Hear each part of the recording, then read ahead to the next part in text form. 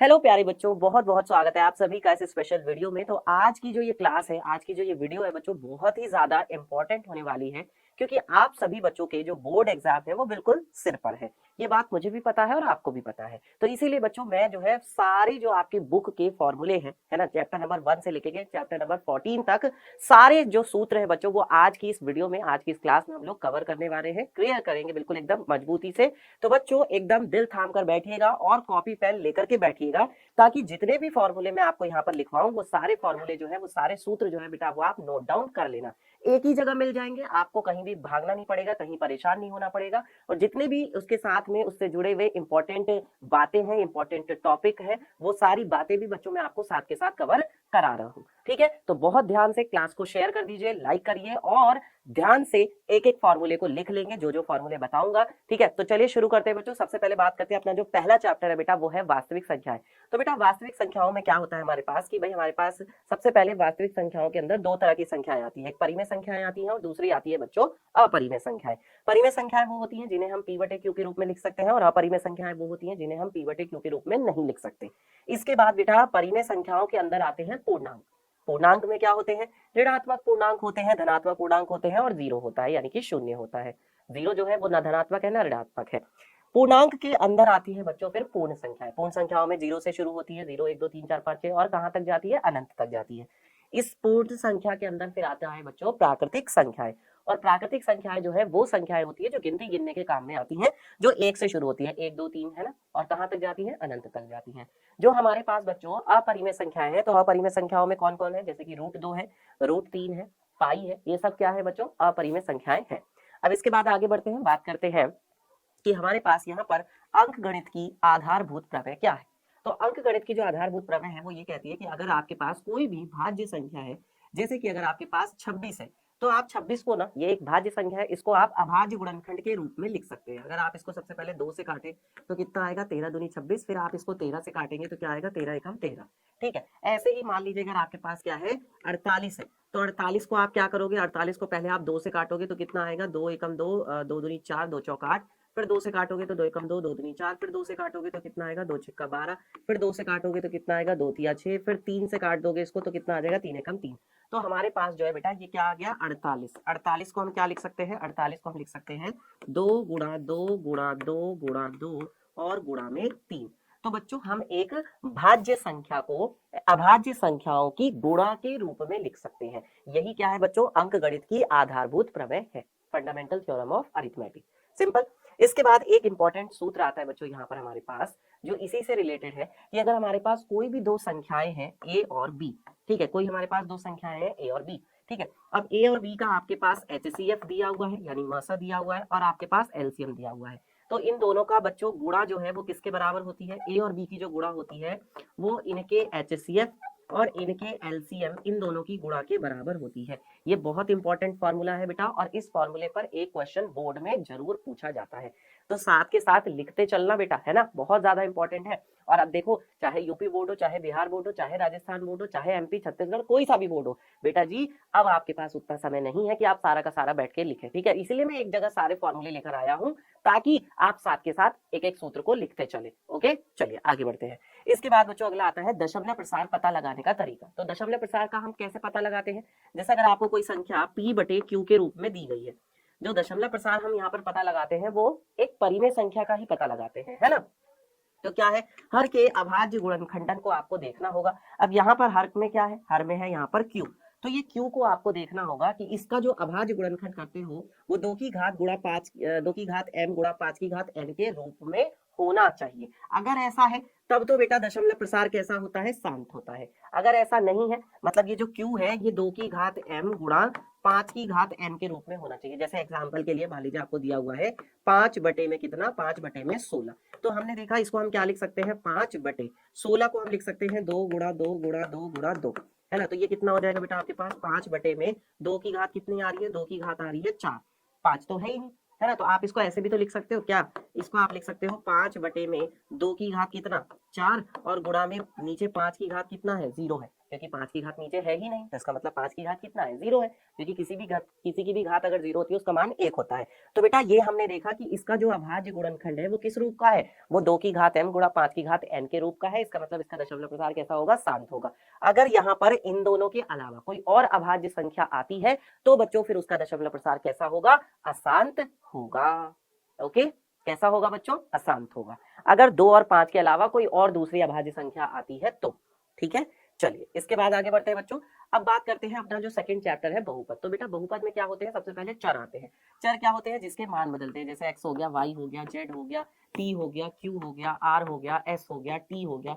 ये सब क्या है, ये सब बच्चों चर हैं जिनके मान बदलते हैं। और फिर क्या आते हैं अचर। अचर क्या होते हैं बेटा, कांस्टेंट, जैसे कि संख्या है 2 हो गया, 1/2 हो गया, माइनस का 3/4 हो गया, ठीक है, 3.5 हो गया, या हमारे पास पाई है। ये सब क्या है, ये सब प्यारे बच्चों एक संख्या है, और ये इसीलिए क्या है बच्चों, ये अचर है, यानी कि ये फिक्स रहने वाले हैं, ये बदलेंगे नहीं। इसके बाद बच्चों बात करते हैं बहुपद का व्यापक रूप। बहुपद का व्यापक रूप क्या होता है बच्चों, बहुपद का व्यापक रूप होता है ax² प्लस का bx प्लस का c। ठीक है, और यहाँ पर शर्त क्या होती है, यहाँ पर शर्त ये होती है कि जो a है बच्चों वो 0 के बराबर नहीं होना चाहिए। ये मैं बात कर रहा हूँ किसके, ये मैं बात कर रहा हूँ बेटा जो द्विघात बहुपद है। ठीक है, द्विघात बहुपद के व्यापक रूप की बात कर रहे हैं, क्योंकि आपका जो सिलेबस है बेटा, आपके सिलेबस में द्विघात बहुपद ही है, तो इसीलिए हम इसकी बात कर रहे हैं कि जो द्विघात बहुपद है इसका व्यापक रूप क्या होता है, ax² plus bx plus c। शर्त यह है कि a 0 के बराबर नहीं होना चाहिए। ठीक है, इसके बाद बात करते हैं बहुपद के मान की। मान लीजिए कि आपको एक बहुपद दिया गया है px आपको क्या दिया गया है, आपको दिया गया है ax² प्लस का bx प्लस का c, ये आपको दिया हुआ है, और आपसे ये बोला जाता है कि भाई x बराबर -2 पर बहुपद का मान बताइए। तो आपको सिंपल क्या करना होगा बच्चों, जहां पर x है ना, जहां जहां पर x है उसकी जगह पर आपको क्या रख देना है, उसकी जगह पर आपको -2 उठा के रख देना है। यहाँ पे रख दोगे, यहाँ पे भी रख दोगे, है ना, हर जगह आप क्या करेंगे, जहां जहां पर x है उसकी जगह पे आप -2 उठा के रख देंगे। ठीक है, समझ में आ रहा है सभी को। चलिए आगे बढ़ते हैं। इसके बाद बच्चों बात करते हैं, अगला जो है हमारा बहुपद के शून्यकों का योग। तो बहुपद के शून्यक क्या होते हैं, देखिए अगर द्विघात बहुपद है तो बेटा 2 शून्यक होंगे, एक अल्फा मान लीजिए और दूसरा क्या मान लीजिए, बीटा मान लीजिए। आपके पास 2 शून्यक है, अल्फा और बीटा। तो बेटा एक तो आता है अल्फा प्लस बीटा, क्योंकि यहाँ पर बात चल रही है योग की, तो अल्फा प्लस बीटा क्या हो जाएगा, माइनस का b/a हो जाएगा। ठीक है, इसके बाद आता है बेटा बहुपद के शून्यकों का गुणन। अब शून्यक तो हमारे क्या है, अल्फा और बीटा है। हम किसकी बात कर रहे हैं, हम बात कर रहे हैं बच्चों द्विघात बहुपद की। ठीक है, द्विघात बहुपद है। द्विघात बहुपद का व्यापक रूप क्या होता है, ax² होता है प्लस का bx होता है प्लस का c होता है। यह हमारा द्विघात बहुपद है। तो इसके अगर शून्यक अल्फा बीटा है तो शून्यकों का जो गुणन होता है, यानी अल्फा गुणा बीटा जो होता है बच्चों, वो किसके बराबर हो जाता है, c/a के बराबर होता है। सभी को बात समझ में आ गई, आगे बढ़ते हैं। इसके बाद बच्चों अगला आता है हमारा नेक्स्ट जो है वो यहाँ पर क्या है कि बहुपद ज्ञात करना जबकि आपको शून्यक का पता हो, है ना। देखो बेटा यहाँ पर 2 कंडीशन होगी, आपको 2 तरीके से दिया होगा, या तो आपको अल्फा और बीटा अलग अलग दिए होंगे, बात समझना, या तो आपको अल्फा बीटा अलग अलग दिए होंगे, और या फिर ऐसा हो सकता है कि आपको अल्फा प्लस बीटा, है ना, और अल्फा गुणा बीटा, ये आपको अलग अलग दिए होंगे। ये आपको कुछ दिया हुआ होगा और ये आपको कुछ और दिया हुआ होगा। तो दोनों में कैसे क्या करना है, फॉर्मूला एक ही है, वो आपको ध्यान रखना है। फॉर्मूला क्या है हमारे पास, फॉर्मूला सुन लो बेटा, हमारे पास फॉर्मूला क्या है, फॉर्मूला हमारे पास जो है बच्चों वो है हमारे पास x² माइनस का अल्फा प्लस का बीटा गुणा में x, और प्लस क्या होता है अल्फा गुणा में बीटा, ये होता है हमारे पास फॉर्मूला। तो आपको अगर अल्फा बीटा अलग अलग दिए गए हैं तब आप यहाँ पर अल्फा बीटा रख सकते हैं, और अगर आपको अल्फा प्लस बीटा और अल्फा बीटा ये अगर आपको दिया गया, यानी शून्यकों का योग और शून्यकों का गुणनफल दिया गया है, तो आप वो भी यहाँ पर उठाकर रख सकते हो डायरेक्ट। ठीक है, इस फॉर्मूले में, तो इससे आपको क्या मिल जाएगा, वह द्विघात बहुपद मिल जाएगा। ठीक है, चलिए आगे बढ़ते हैं। इसके बाद बच्चों बात करते हैं रैखिक समीकरण का जो व्यापक रूप है। अब देखिए हम तीसरे चैप्टर पे आ चुके हैं, रैखिक समीकरण वाला जो चैप्टर है, तो इसमें कहा जा रहा है रैखिक समीकरण का व्यापक रूप, यानी व्यापक का मतलब बेटा आमतौर पे कैसे लिखा जाता है, जो जनरल फॉर्म है। ठीक है, जनरल फॉर्म की बात चल रही है यहाँ पे। तो हमारे पास 2 समीकरण होती है, क्योंकि युग्म की बात चल रही है बेटा। युग्म में क्या होता है, युग्म में होते हैं 2 समीकरण। ठीक है, यहाँ पर किसकी बात चल रही है, यहाँ पर 2 चरों वाले रैखिक समीकरण युग्म की बात चल रही है। युग्म में कितने समीकरण होते हैं, 2 समीकरण होते हैं। तो a1x plus b1y plus c1 बराबर 0 और a2x plus b2y plus c2 बराबर 0। ये इससे हम समीकरणों की क्या करते हैं, तुलना करते हैं। अच्छा ठीक है, तुलना करके हम a1 b1 और c1 का मान निकालते हैं, और हम फिर क्या करते हैं a2 b2 और c2 का मान निकालते हैं। इसके बाद फिर हम क्या करते हैं, अनुपात निकालते हैं A1 बटा A2, फिर हम क्या निकालते हैं B1 बटे B2, फिर हम क्या निकालते हैं C1 बटे C2। अच्छा, ये अनुपात हम क्यों निकालते हैं? तो अनुपात हम निकालते हैं बच्चों हलों की संख्या को पता लगाने में।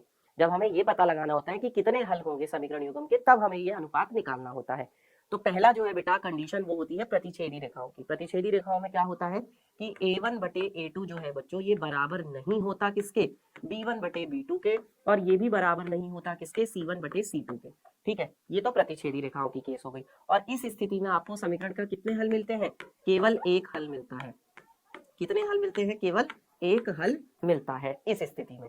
फिर बच्चों आती है दूसरी कंडीशन जो कि किसकी है, समांतर रेखाओं की। तो समांतर रेखाओं के केस में क्या होता है कि बच्चों A1 बटा A2 जो है ये बराबर होता है किसके, B1 बटे B2 के, लेकिन बेटा जी ये बराबर नहीं होता किसके, C1 बटे C2 के। और ऐसी स्थिति में आपकी समीकरण का कोई हल नहीं होता। ठीक है, समीकरण युग्म का कोई हल नहीं होगा, कोई हल नहीं होगा। ठीक है, फिर बात करते हैं बच्चों संपाती रेखाओं की। संपाती रेखाएं कैसी होती है, जो रेखाएं एक के ऊपर एक होती है, यानी जिनका रास्ता एक ही होता है, इसीलिए तो कहते हैं समान पथ वाली रेखाएं, एक ही रास्ते वाली रेखाएं, संपाती रेखाएं। तो बच्चों इसके लिए क्या होता है, A1 बटा A2 जो है वो बराबर होता है किसके, B1 बटे B2 के, और ये B बराबर होता है C1 बटे C2 के। तीनों आपस में बराबर होते हैं। और ऐसी स्थिति में बेटा आपको अनगिनत हल मिलते हैं। कितने हल मिलते हैं आपको, समीकरण युग्म के अनगिनत हल मिलते हैं, क्योंकि जो भी आप बिंदु लेंगे वो दोनों समीकरणों पर होगा, और जितने बिंदु लोगे उतने हल। अनगिनत बिंदु अनगिनत हल, क्योंकि एक रेखा पे तो अनगिनत बिंदु होते हैं ना, इसलिए अनगिनत हल भी हो गए। समझ में आ रहा है सभी को बच्चों? बहुत इंपॉर्टेंट क्लास है, मैं पहले भी बता चुका हूँ, फिर बता रहा हूँ कि कॉपी लेकर बैठो बेटा, क्लास रोक लो, पॉज कर लो चाहो तो, और कॉपी पर लिखते चलो। सारे फॉर्मूले एक जगह मिल रहे हैं, कहीं नहीं मिलेंगे। मैं फिर बता रहा हूँ, बहुत इंपॉर्टेंट क्लास है।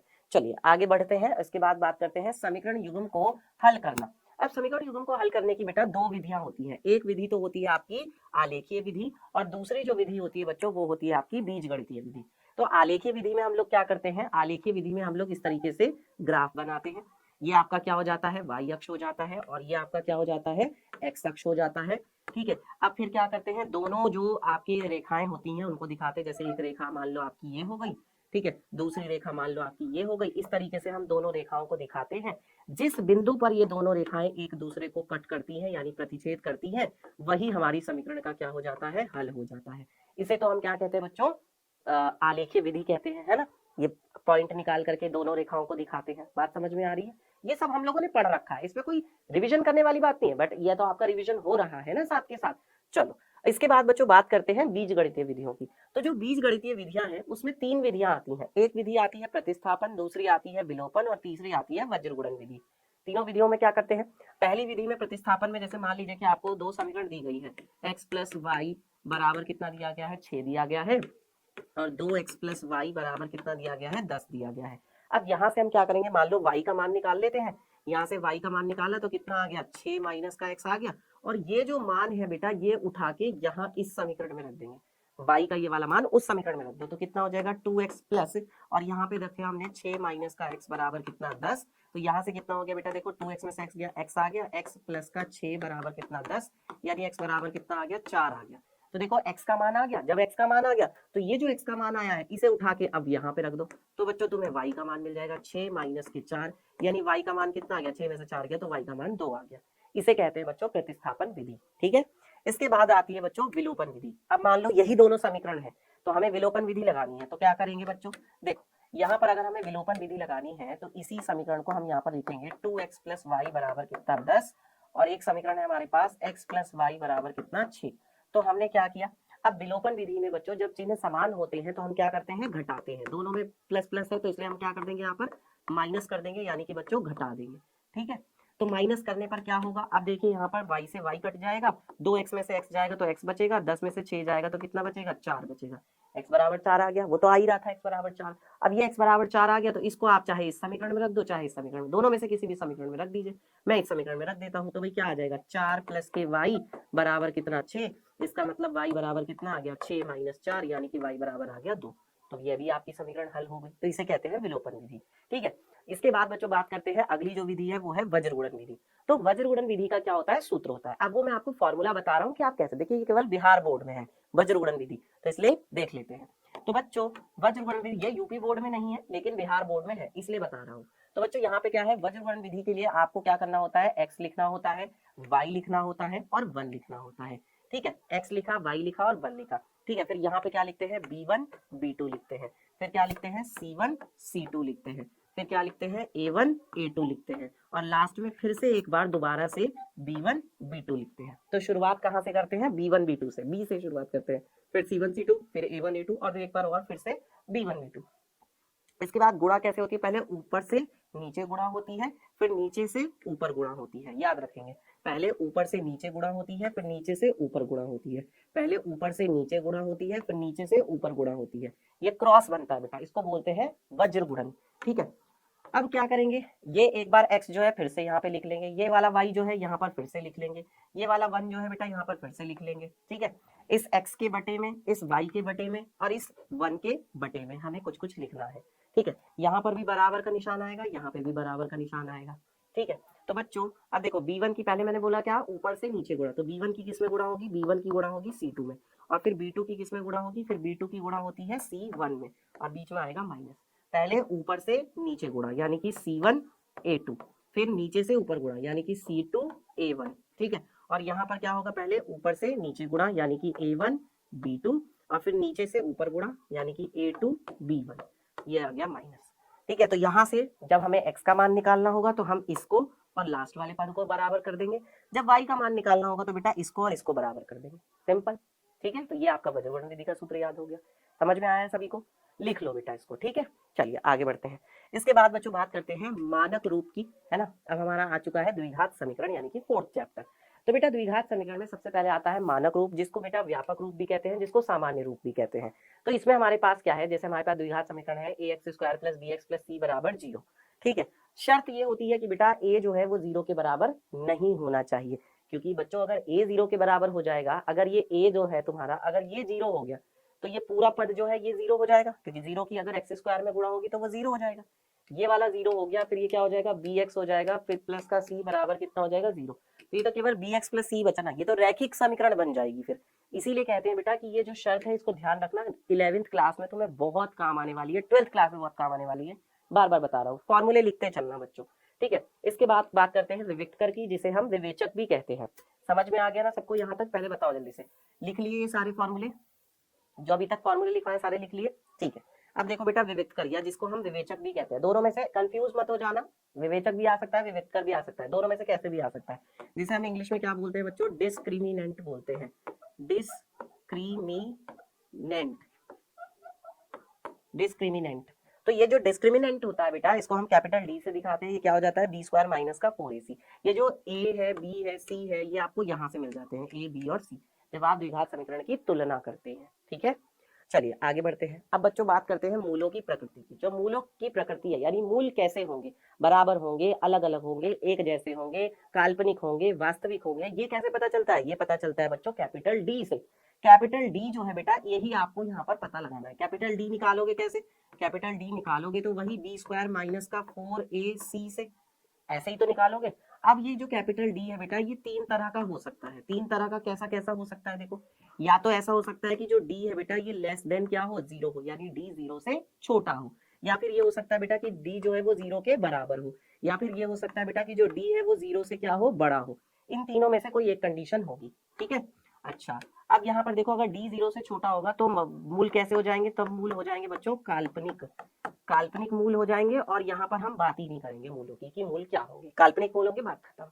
फिर अगर बच्चों डी 0 के बराबर है तो मूल एक तो आपके कैसे हो जाएंगे, वास्तविक होंगे। एक तो मूल होंगे बेटा वास्तविक, वास्तविक मूल होंगे। दूसरी बात ये होगी बच्चों की जो मूल है वो दोनों के दोनों मूल आपस में क्या होंगे, बराबर, क्योंकि द्विघात समीकरण है तो ज्यादा से ज्यादा तो 2 ही मूल हो सकते हैं, 2 से ज्यादा मूल तो हो नहीं सकते, वो दोनों मूल आपस में क्या होंगे, बराबर होंगे। मतलब आप इसको ऐसे लिख सकते हो कि जो अल्फा है बेटा वो किसके बराबर होगा, वो बीटा के बराबर होगा, अल्फा बराबर बीटा, दोनों मूल आपस में बराबर।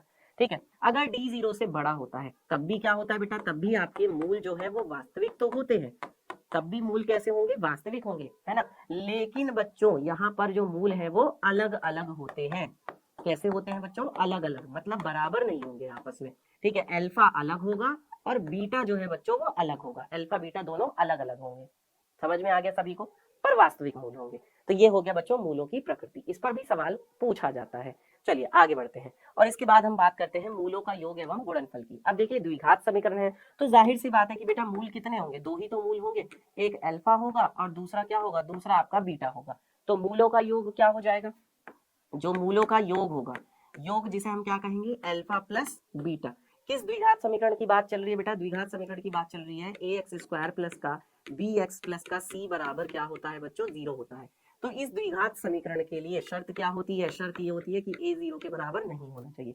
इस द्विघात समीकरण के लिए बेटा अल्फा प्लस बीटा जो है वो किसके बराबर होता है, माइनस का बी बटे ए होता है। जैसे हम द्विघात बहुपद में शून्यकों का योग निकालते हैं, शून्यकों का गुणन निकालते हैं, वैसे ही ये होता है।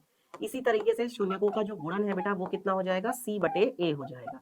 त्रिघात बहुपद की बात हम करते ही नहीं है, इसलिए त्रिघात समीकरण भी नहीं है, तो सिर्फ द्विघात की बात करेंगे। ठीक है, शून्यकों का योग, शून्यकों का गुणन, वहां पे हम शून्यक बोलते हैं, यहाँ पर हम मूल बोलते हैं। जो वहां पे द्विघात के बहुपद के लिए बेटा क्या होता है, शून्यक, और समीकरण के लिए क्या होता है, मूल होता है। तो मूलों का योग हो गया और ये हो गया आपके मूलों का गुणनफल। ठीक है, चलिए इसके बाद आगे बढ़ते हैं, बात करते हैं बच्चों द्विघात समीकरण को ज्ञात करना। अब देखिए तुम आपको पता है कि मूलों का योग क्या है, मूलों का गुणनफल क्या है। या मान लो आपको मूल दे दिए जाए, आपको अल्फा पता चल जाए, आपको बीटा पता चल जाए, या ऐसा भी हो सकता है बेटा आपको या तो अल्फा बीटा अलग अलग दे देंगे कि भाई मूल ये है, या आपको क्या दे देंगे, या आपको उन मूलों का योग दे देंगे और आपको मूलों का गुणनफल अलग अलग दे देंगे। तो दोनों तरीके से हम क्या कर सकते हैं, फॉर्मूला लगा करके बता सकते हैं। फॉर्मूला क्या होता है हमारे पास, द्विघात समीकरण का फॉर्मूला होता है ए एक्स स्क्वायर, है ना। तो ये जो है क्या हो जाता है, ये हमारे पास हो जाता है एक्स स्क्वायर माइनस का अल्फा प्लस का बीटा, अल्फा प्लस का बीटा गुणा में क्या होता है एक्स, और प्लस क्या होता है अल्फा गुणा बीटा, और बराबर कितना होता है 0। ध्यान रहे एक्स स्क्वायर माइनस के अल्फा प्लस बीटा गुणा में एक्स प्लस अल्फा बीटा बराबर 0। यहाँ पर उठा के मान उठा के सीधा रख देंगे, आपका आंसर आ जाएगा। कई बार पूछ लिया जाता है 1 नंबर में क्वेश्चन।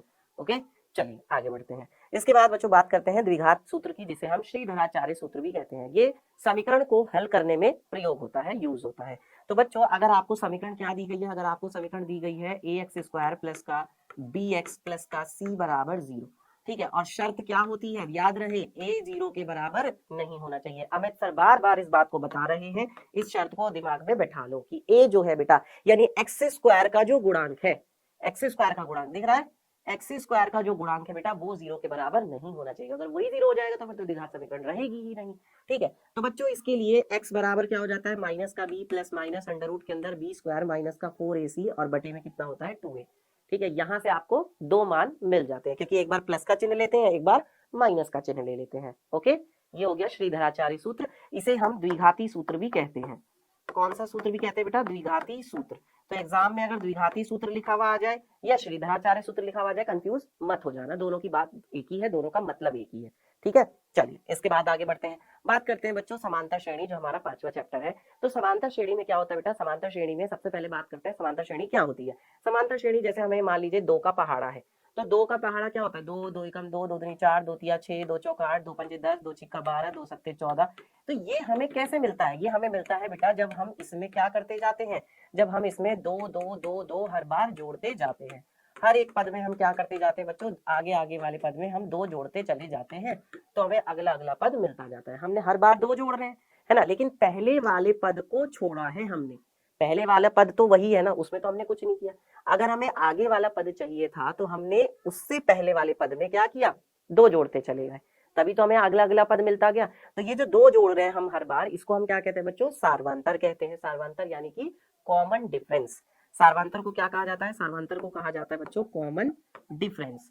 ठीक है, और ये निकाला कैसे जाता है, ये निकाला जाता है बच्चों दूसरे पद में से, या तो आप क्या करिए दूसरे में से क्या कर दीजिए, पहला पद घटा दीजिए, यानी कि इसमें से या तो इसे घटा दो, है ना, या फिर आप ये भी कर सकते हो कि आप तीसरे में से दूसरा पद घटा दो, या फिर आप क्या कर सकते हो, इसमें से इसे घटा दो, या इसमें से इसे घटा दो, या इसमें से इसे घटा दो, या इसमें से इसे घटा दो। मतलब अपने से पीछे वाले पद को घटाना होता है। ठीक है, तो या तो 3 में से दूसरा पद घटा दो, या दूसरे में से पहला पद घटा दो, या क्या कर सकते हो चौथे में से तीसरा पद घटा दो, तो आपको क्या मिल जाएगा, तो बेटा आपको कॉमन डिफरेंस यानी कि सार्वंतर डी का मान मिलेगा। इसे स्मॉल डी से प्रदर्शित करते हैं। ओके, समझ में आ गया सभी को। चलिए प्रथम पद जो है बेटा उसको हम कहते हैं ए। प्रथम पद को क्या कहते हैं, ए, यानी ये होता है बेटा आपका पहला पद, ये होता है बेटा आपका पहला पद। ठीक है, पहला पद जैसे यहाँ पर क्या है 2 है, पहला पद जैसे यहाँ पर क्या है 2। समझ में आ गई सभी को बात? चलिए आगे बढ़ते हैं। इसके बाद बच्चों बात करते हैं समांतर श्रेणी का nवां पद। समांतर श्रेणी का nवां पद क्या होता है? देखिए अब हमारे पास बच्चों समांतर श्रेणी में क्या होते हैं, बहुत सारे पद होते हैं, बहुत सारे टुकड़े होते हैं। पहला पद हो गया, A2 का मतलब है दूसरा पद हो गया, A3 का मतलब है तीसरा पद हो गया, A4 का मतलब है चौथा पद हो गया, A5 का मतलब है पांचवा पद हो गया, AN का मतलब क्या है? AN का मतलब है यहाँ पर nवां पद। AN का मतलब क्या है यहाँ पर? nवां पद। तो बच्चे कंफ्यूज हो जाते हैं कई बार, जैसे आपको अगर nवां पद बोला जा रहा है तो nवें पद का मतलब क्या है? इसको बच्चों हम TN भी लिख सकते हैं और इसको बच्चों हम AN भी लिख सकते हैं। कंफ्यूज बिल्कुल मत हो जाना, मैं बार बार इस बात को बता रहा हूँ। इसे आप TN भी लिख सकते हो, इसे आप AN भी लिख सकते हो। तो ये किसके बराबर होता है? ये बराबर होता है बच्चों A प्लस N-1 गुणा कितना होता है? D। यहाँ पर A क्या है बच्चों? ये है आपका पहला पद, ये पहला पद है, ये पहला पद है, और ये डी क्या है बेटा आपका यहाँ पे? ये डी जो है बेटा ये आपका यहाँ पे सार्वंतर होता है, यानी कि कॉमन डिफरेंस होता है। ठीक है, वो पहला पद हो गया, वो सार्वंतर डी हो गया। तो या तो आप इसे टीएन लिखो या आप इसे एयर लिखो, कोई फर्क नहीं पड़ता, दोनों का मतलब एक ही है। ठीक है, अच्छा अगर यहाँ पर हम देखें तो A1 क्या होता है बच्चों? ए होता है, मतलब हम डी जोड़ते जाते हैं ना। अगर हमें दूसरा पद चाहिए तो मैं पहले पद में मैंने डी जोड़ दिया, तो मैंने पहले एक बार डी जोड़ा, फिर मैं 2 बार डी जोड़ूंगा तो मुझे क्या मिलेगा? तो मुझे तीसरा पद मिलेगा। फिर मैं 3 बार डी जोड़ूंगा तो मुझे चौथा पद मिलेगा। फिर मैं 4 बार डी जोड़ूंगा तो मुझे पांचवा पद मिलेगा। ऐसे ही मैं N-1 बार डी जोड़ूंगा तो मुझे nवां पद मिलेगा। ये हो गया आपका nवां पद। पांचवें पद के लिए 4 आया है, चौथे पद के लिए 3 आया है बेटा, तीसरे पद के लिए 2 आया है, दूसरे पद के लिए 1 आया है। हर बार क्या होता है? एक कम आता है। जैसे यहाँ पर आप देख रहे हो 5 के लिए 4 आया, 4 के लिए 3 आया, 3 के लिए 2 आया, है ना। तो ऐसे ही बेटा n के लिए क्या आया? N-1 आया है। ठीक है, एक कम आता है। समझ में आ गई बात? अगर आपसे कहा जाएगा बच्चों यहाँ पर T10, तो 10 के लिए क्या होगा? 10 के लिए आप सीधा लिख सकते हो A+9 गुणा में D। क्या लिख सकते हो? A+9 गुणा में D लिख सकते हो। समझ में आ गया सभी को यहाँ तक? चलिए आगे बढ़ते हैं। इसके बाद बच्चों बात करते हैं समांतर श्रेणी के n पदों का योग। तो समांतर श्रेणी के n पदों का योग क्या होता है बच्चों? ध्यान से समझेंगे जरा। n/2 दो फॉर्मूले हैं और दोनों ही इंपॉर्टेंट है। कई बार ये वाला फॉर्मूला लगता है, कई बार ये वाला फॉर्मूला लगता है, दोनों में से कोई भी फॉर्मूला लग सकता है। n/2 2a प्लस का n-1 गुणा में d, और ये होता है आपका n/2 a प्लस का l। यहाँ पर बच्चों ये जो l है, ये l क्या होता है? ये अंतिम पद होता है, जिसे हम क्या कहते हैं? अंतिम पद, यानी कि लास्ट टर्म। Last term. अब मान लो तुम्हारी समांतर श्रेणी में कुल n पद है, ऐसा मान के चलो। अगर मान लो बेटा आपकी समांतर श्रेणी में कुल कितने पद हैं? कुल जो है n पद है।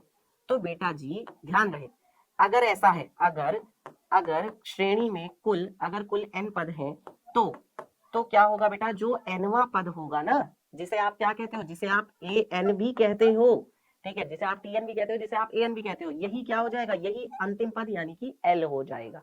याद रहे, ठीक है। समझ में आ गई बात इतनी? चलिए आगे बढ़ते हैं। तो इसके बाद बच्चों बात करते हैं अपना जो अगला चैप्टर है त्रिभुज। बेटा त्रिभुज बहुत इंपॉर्टेंट चैप्टर, अगेन बहुत ज्यादा कंफ्यूजन होता है बच्चों को। देखते हैं इसके भी जो जो फॉर्मूले हैं। तो सबसे पहले बच्चों बात करते हैं त्रिभुजों के प्रकार की, ये पता होने चाहिए। जैसे समबाहु त्रिभुज जो है, समबाहु का मतलब क्या होता है? जिसमें तीनों भुजाएं आपस में बराबर होती हैं। एक ऐसा त्रिभुज जिसकी तीनों की तीनों भुजाएं आपस में क्या होती हैं बच्चों? बराबर। ये वाली भुजा इसके बराबर और ये वाली भुजा इसके बराबर, ये भुजा इसके बराबर और ये भुजा इसके बराबर, तीनों भुजाएं आपस में बराबर होती हैं। और इसके बेटा तीनों के तीनों कोण भी आपस में बराबर होते हैं। तीनों के तीनों कोण कितने कितने डिग्री के होते हैं? याद होना चाहिए, पता होना चाहिए कि तीनों के तीनों कोण जो होते हैं वो 60-60 डिग्री के होते हैं। अगर बात करें बेटा समद्विबाहु की, तो समद्विबाहु में क्या होता है? समद्विबाहु में बेटा दो भुजाएं बराबर होती है। सम का मतलब बराबर, द्वि का मतलब दो, और बाहु मतलब भुजाएं। तो एक ऐसा त्रिभुज, ध्यान रहे, एक ऐसा त्रिभुज जैसे कि आप यहाँ पर देख पा रहे हैं, एक ऐसा त्रिभुज जिसकी दो भुजाएं आपस में बराबर है, उसे हम क्या कहते हैं? समद्विबाहु कहते हैं। और जो ये दोनों भुजाएं बराबर होती हैं, इन भुजाओं के जो ये सामने वाले कोण होते हैं, इस भुजा के सामने कौन सा कोण है? ये वाला कोण है। तो ये कोण भी आपस में क्या होंगे बच्चों? ये कोण भी आपस में बराबर होंगे। अब वो चाहे जो भी हो, जैसे अगर ये x है तो ये भी क्या होगा? ये भी x होगा। समझ में आ रही बात? त्रिभुज के तीनों कोणों का जोड़ कितना होता है?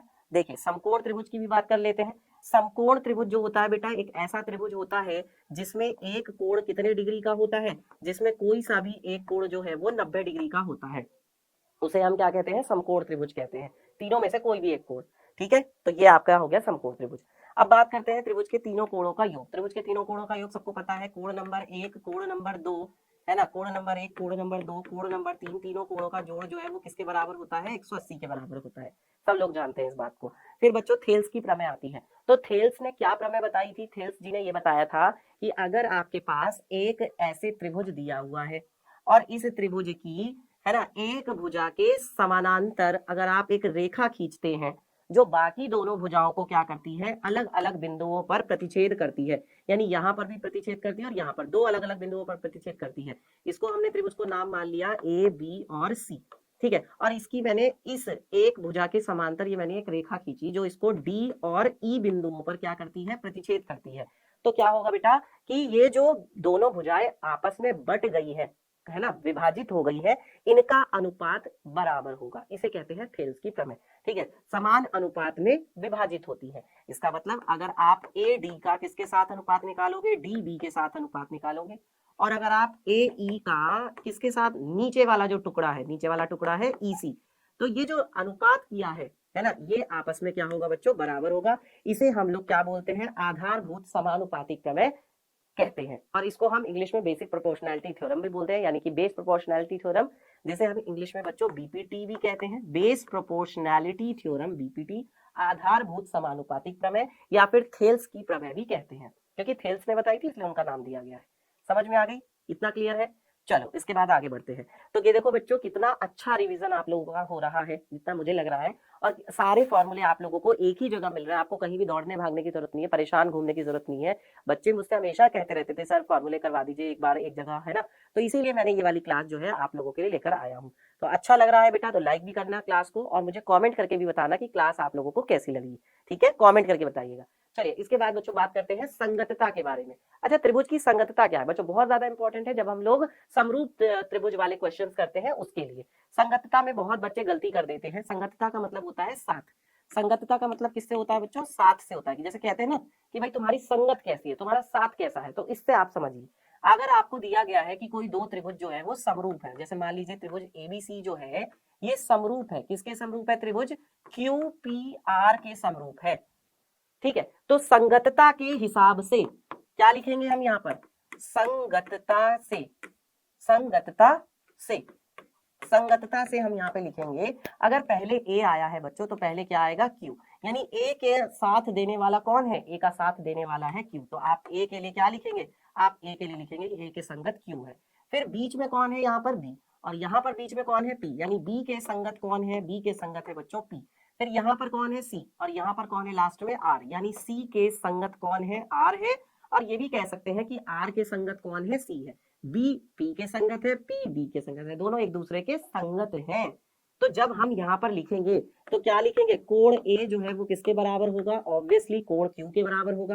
कोण पी किसके बराबर होगा बेटा, कोण पी जो है वो कोण बी के बराबर होगा, क्योंकि दोनों एक दूसरे के संगत है। और कोण सी जो है वो किसके बराबर होगा, कोण सी जो है बेटा वो कोण आर के बराबर होगा।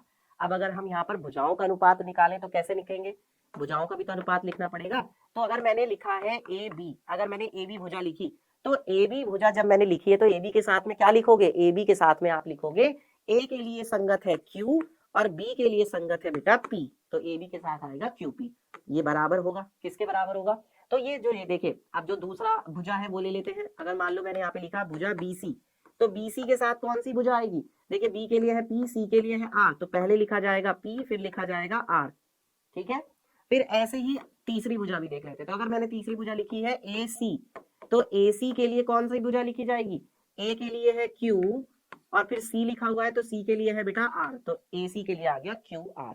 तो ये जो तीनों का अनुपात है ये आपस में क्या होगा, बराबर होगा। तीनों संगत कोण आपस में बराबर होंगे, तीनों संगत भुजाएं समानुपाती होंगी, तभी वो दोनों त्रिभुज जो है समरूप कहलाएंगे। ये समरूपता की शर्त होती है। ये मैंने आपको रिवाइज करवा दिया, बता दिया, ठीक है। मजा आया सबको कि नहीं, बताओ जल्दी से, आ रहा है मजा, चलो ठीक है। तो इसके बाद बच्चों बात करते हैं समरूपता की कसौटियों की। समरूपता की कसौटियां कौन कौन सी हैं भाई, जैसे जिंदगी में बहुत सारी कसौटियां आती हैं, बहुत सारे उतार चढ़ाव आते हैं, तो ऐसे ही बेटा समरूपता की भी बहुत सारी कसौटियां होती हैं। और वो कसौटियां हमें ये बताती हैं कि कोई भी जो दो त्रिभुज है वो कब समरूप हो सकते हैं।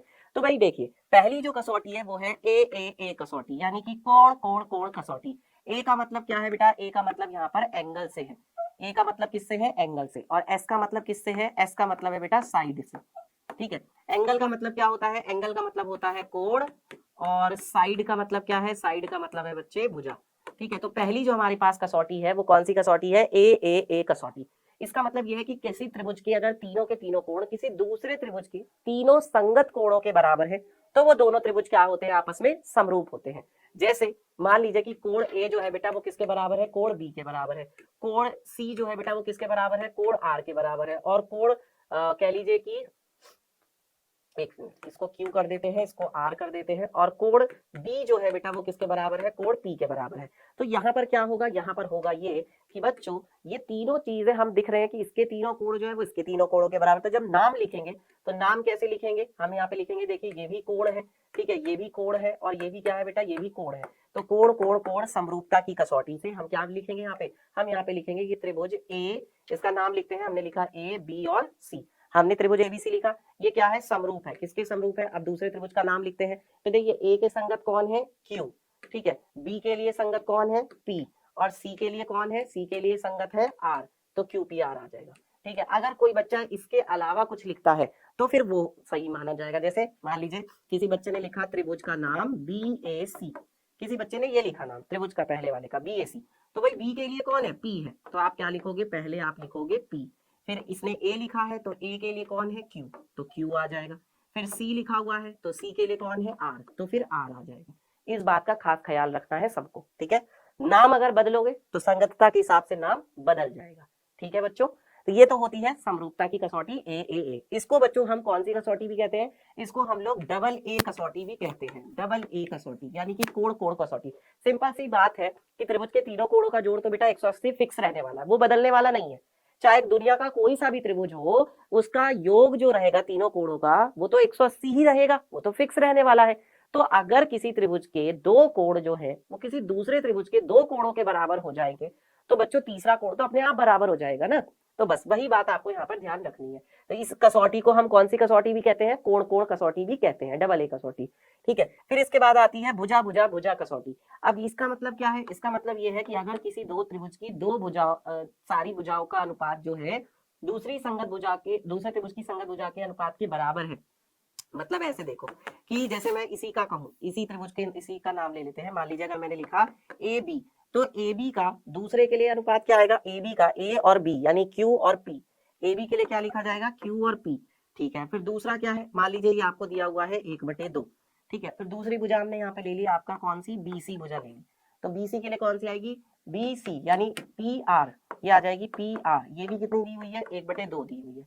फिर इसके बाद तीसरी आ गई आपके पास कौन सी, ए सी, AC आ गई। तो AC के लिए क्या लिखोगे, AC के लिए लिखोगे QR। और ये भी आपको कितना दिया हुआ है, 1/2 दिया हुआ है। तो हमने क्या देखा, हमने ये देखा कि ये भी 1/2 है, ये भी 1/2 है, ये भी 1/2 है। संगत भुजाओं का जो अनुपात है बच्चों वो आपस में क्या है, बराबर है। ये भी भुजाओं का अनुपात है, ये भी भुजाओं का अनुपात है, ये भी भुजाओं का अनुपात है। इसका मतलब हम कह सकते हैं कि ये भुजा भुजा भुजा समरूपता कसौटी से दोनों त्रिभुज जो है क्या हो जाएंगे, समरूप हो जाएंगे। बात समझ में आ गई सभी को। और लास्ट है बेटा हमारे पास SAS कसौटी। SAS कसौटी में क्या होता है, देखिए SAS कसौटी में होता यह है कि दो तो भुजाएं होंगी और उनके बीच का क्या होगा, कोण होगा। तो फिर वो दोनों त्रिभुज जो है क्या हो जाएंगे, समरूप हो जाएंगे। जैसे मान लीजिए आपको क्या दिया हुआ है, AB का किसके साथ दिया हुआ है, AB का PQ के साथ दिया हुआ है अनुपात, ठीक है। और BC का अनुपात किसके साथ दिया हुआ है, QR के साथ दिया हुआ है, ठीक है। ये जो अनुपात है ये आपस में क्या है, बराबर दिया हुआ है। और आपको ये भी दिया हुआ है क्या कि AB और BC, मान लो ये आपका त्रिभुज है, ठीक है, और ये आपका नाम है A, ये आपका B है और ये C है, AB और BC। तो AB ये वाली भुजा हो गई, BC ये वाली भुजा हो गई, इनके बीच का कोण हो गया B है। तो यहाँ से क्या है कि कोण B जो है ना, कोण B जो है वो किसके बराबर है, कोण Q के बराबर है। तो बेटा इसको हम क्या बोलेंगे, इसको हम क्या बोलेंगे, देखो दो संगत भुजाओं का अनुपात बराबर है और उन दोनों संगत भुजाओं के बीच का जो कोण है बेटा वो भी आपस में बराबर है। इसका मतलब दोनों त्रिभुज क्या हो जाएंगे, समरूप हो जाएंगे। कौन सी कसौटी से, दो भुजा और उनके बीच का कोण, ठीक है। तो ये हो गया। अब आगे बढ़ते हैं। इसके बाद बच्चों बात करते हैं पाइथागोरस प्रमेय की। त्रिभुज में ये भी आती है। तो भैया हमारे पास पाइथागोरस प्रमेय किसमें लगती है, जो एक हमारे पास समकोण त्रिभुज होता है। समकोण त्रिभुज में पाइथागोरस की प्रमेय लगती है बेटा। यहाँ पर मान लीजिए कि आपका ये त्रिभुज है A, B और C। इसमें एक जो कोण होता है बेटा वो 90 डिग्री का होता है, इसीलिए इसको हम समकोण त्रिभुज कहते हैं। अच्छा ठीक है। और इसमें 90 डिग्री के सामने वाली भुजा को हम कर्ण भुजा कहते हैं, ठीक है। ये क्या कौन सी भुजा होती है, जिस कोण की बात चल रही है मान लीजिए थीटा कोण की बात चल रही है, तो थीटा कोण के सामने वाली जो भुजा है वो क्या हो जाएगी, लंब हो जाएगी। और थीटा कोण से जो लगी हुई भुजा होती है उसे हम कहते हैं आधार भुजा। आधार भुजा मतलब जिस कोण की बात चल रही है उससे लगी हुई भुजा को आधार भुजा कहते हैं। तो पाइथागोरस की प्रमेय क्या होती है, पाइथागोरस की प्रमेय होती है कर्ण का स्क्वायर बराबर आधार का स्क्वायर, आधार का स्क्वायर प्लस क्या हो जाती है, लंब का स्क्वायर, आधार स्क्वायर प्लस लंब स्क्वायर, ये होती है बच्चों पाइथागोरस की प्रमेय, ध्यान रहे। और कर्ण जो होती है वो एक समकोण त्रिभुज में सबसे बड़ी भुजा होती है, ये भी याद रखेंगे। 90 डिग्री के सामने वाली भुजा को कर्ण भुजा कहा जाता है। ओके, चलिए इसके बाद बच्चों बात करते हैं अपना अगला जो चैप्टर है निर्देशांक ज्यामिति। निर्देशांक ज्यामिति में बच्चों सबसे पहले हमारे पास आता है क्या, एक बिंदु के निर्देशांक। तो बिंदु के निर्देशांक हमारे पास क्या होते हैं, मान लीजिए कोई बिंदु है P, तो बेटा जैसे घर का पता होता है, मैंने आपको पहले भी बता रखी है ये चीज, एक घर के बारे में बात कर लो या एक बिंदु के बारे में बात कर लो बच्चों, बात एक ही है। जैसे घर का एक एड्रेस होता है ना, जैसे घर का एक पता होता है, वैसे ही बच्चों बिंदु का भी एड्रेस होता है, बिंदु का भी पता होता है। घर तक पहुंचने के लिए हमें दो चीजें पता होनी चाहिए, मकान नंबर, गली नंबर। ऐसे ही बेटा बिंदु तक पहुंचने के लिए भी हमें दो बातें पता होनी चाहिए, एक तो उसका एक्स निर्देशांक और दूसरा उसका वाई निर्देशांक। ये दो बातें हमें पता होनी चाहिए। पहले एक्स निर्देशांक लिखा जाता है और फिर वाई निर्देशांक लिखा जाता है। भुज तथा कोटि किसे कहते हैं बच्चों, जो एक्स निर्देशांक होता है उसको हम क्या बोलते हैं, भुज कहते हैं, और जो वाई निर्देशांक होता है उसको हम क्या बोलते हैं, बिंदु की कोटि कहते हैं। ठीक है, समझ में आ गया सभी को।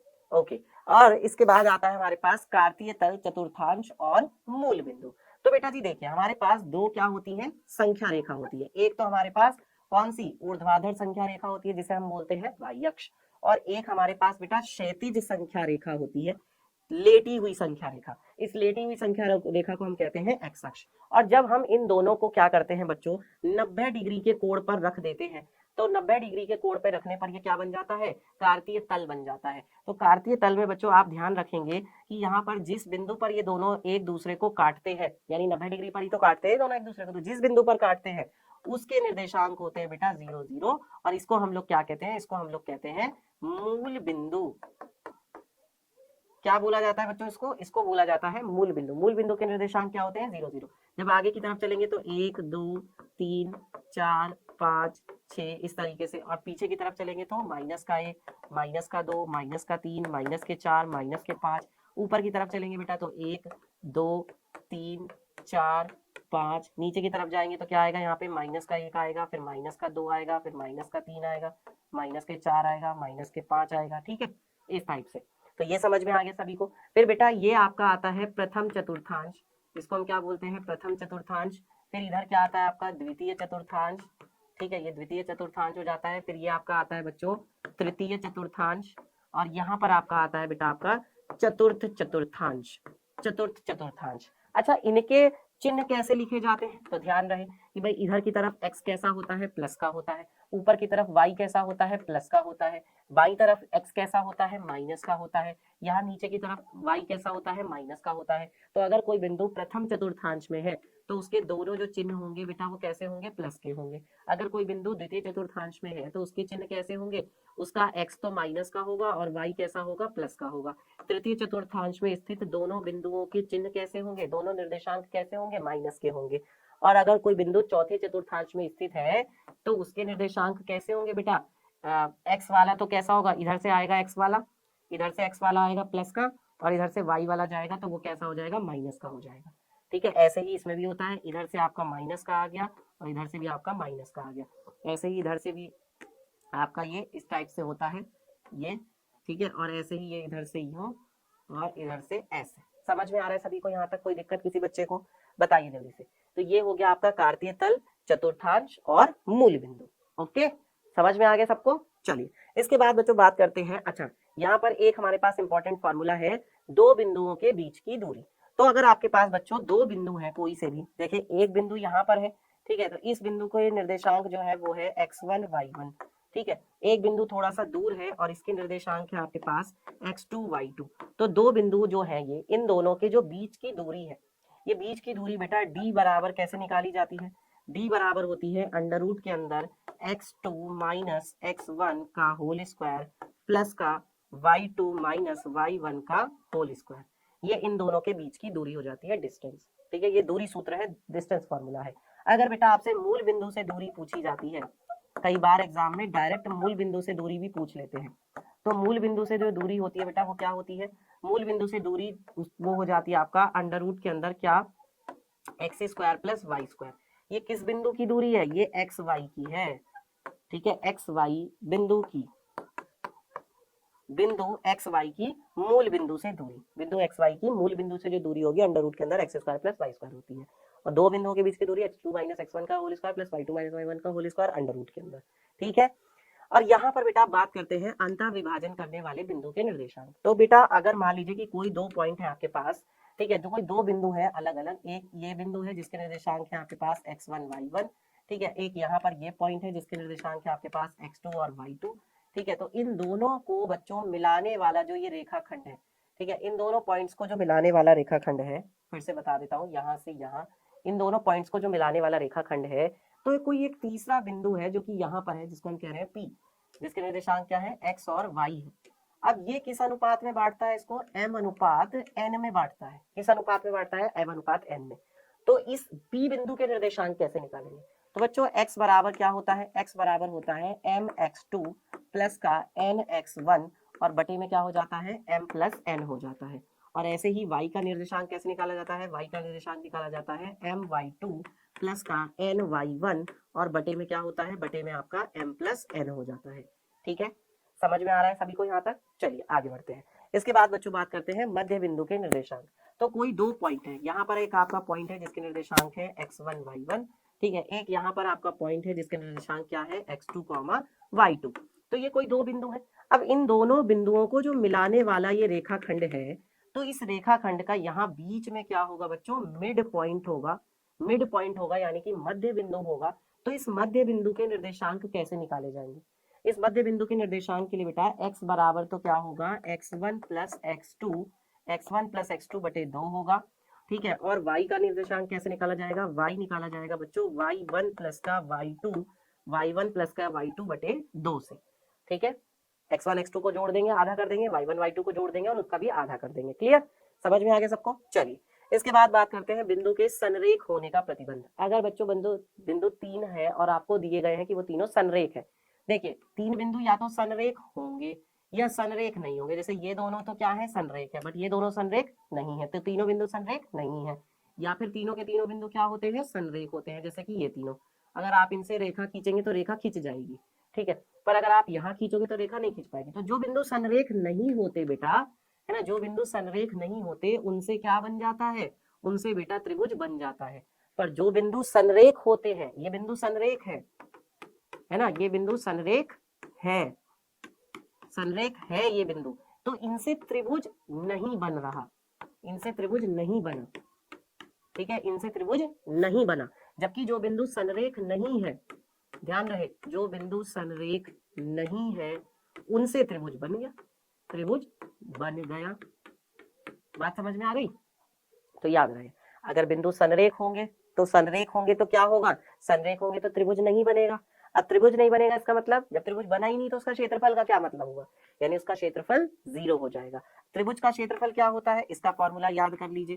त्रिभुज का क्षेत्रफल बेटा, अगर आपको तीनों बिंदु के निर्देशांक पता है तो 1/2 और क्या लिखेंगे यहाँ पर, अब एक नंबर बता रहा हूँ जो याद कर लो। लड़की का नंबर तो आप लोगों को बहुत जल्दी याद हो जाता है, 123, ठीक है, 231, ठीक है, और क्या होता है 312। ये नंबर याद कर लो, 123, 231, 312। अब ये नंबर यहाँ पर लिख लेते हैं फटाफट। इस नंबर को यहाँ पे लिखते हैं, देखो 123, ठीक है, फिर क्या लिखेंगे 231, फिर क्या लिखेंगे 312, ठीक है, और ये ब्रैकेट बंद कर दिया। बात समझ में आ गई सबको। अब सबसे पहले तो x लिख दो, छोड़ छोड़ के, यहाँ पे x लिखा, यहाँ पे x लिखा और यहाँ पे x लिखा, ठीक है। फिर यहाँ पे लिख देंगे y और यहाँ पे भी y लिख देंगे, फिर यहाँ पे भी y लिख दिया और यहाँ पे भी y लिख दिया, फिर यहाँ पे भी y लिख दिया और यहाँ पे भी y लिख दिया, ठीक है। और फिर क्या करेंगे बच्चों, इन y के बीच में माइनस का चिन्ह लगा देंगे, ब्रैकेट में बंद कर देंगे। y के बीच में माइनस का चिन्ह लगा देंगे, ब्रैकेट में बंद कर देंगे। y के बीच में माइनस का चिन्ह लगा देंगे, ब्रैकेट में बंद कर देंगे, और यहाँ पे क्या लगा देंगे, प्लस का चिन्ह लगा देंगे। फॉर्मूला बनकर तैयार है, ठीक है। तो अगर बिंदु संरेख होंगे तो बिंदु जब संरेख होंगे बेटा तो त्रिभुज का जो क्षेत्रफल है, ठीक है, त्रिभुज का जो क्षेत्रफल है वो किसके बराबर होगा, 0 के बराबर होगा यदि बिंदु संरेख है। क्योंकि त्रिभुज बेटा बनेगा ही नहीं, जब बिंदु संरेख होंगे तो त्रिभुज नहीं बनेगा। त्रिभुज नहीं बनेगा इसका मतलब त्रिभुज का क्षेत्रफल 0 होगा, सिंपल। तो आप ये जो क्षेत्रफल है इसको 0 के बराबर रख दोगे, ये आपके पास फॉर्मूला। याद करने का बढ़िया तरीका है, नंबर याद रखना 123, 231, 312।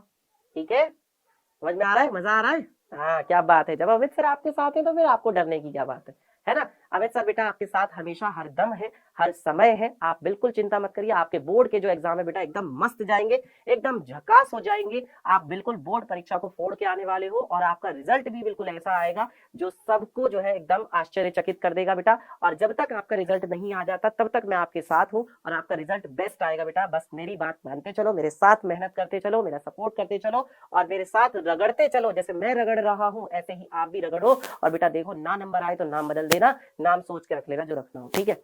नंबर पक्के आएंगे 100 में से 100। चलिए इसके बाद आगे बढ़ते हैं बच्चों, बात करते हैं 8वां चैप्टर जो है त्रिकोणमिति। तो बेटा देखिए हमने 7 चैप्टरों के रिवीजन कर लिया है एक तरह से और फॉर्मूले भी देख लिए हैं। आगे बढ़ते हैं, समकोण त्रिभुज तथा पाइथागोरस की प्रमेय।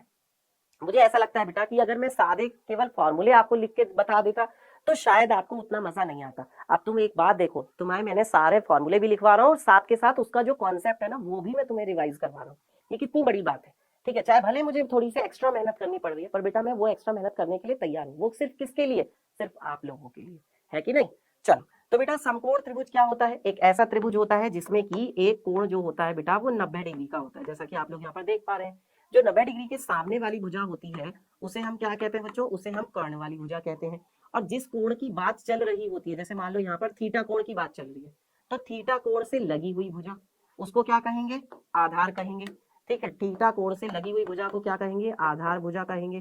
ठीक है, और थीटा कोण के जो सामने वाली भुजा होगी उसे हम लंब भुजा कहेंगे। इसको हम नाम दे देते हैं पी क्यू आर। इसको हमने नाम क्या दे दिया, पी क्यू आर नाम दे दिया। अब देखिए बच्चों यहाँ पर हमारे पास आता है त्रिकोणमितीय अनुपात। ठीक है, त्रिकोणमितीय अनुपात कौन कौन से होते हैं, त्रिकोणमितीय अनुपात। तो जैसे अगर मैं यहाँ पर बात करता हूँ बेटा साइन थीटा की, तो साइन थीटा क्या होता है, साइन थीटा होता है बच्चों लंब बटे कर्ण।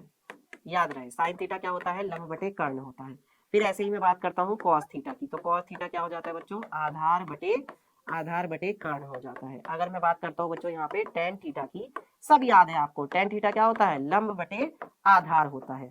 लंब बटे क्या हो जाता है, आधार हो जाता है।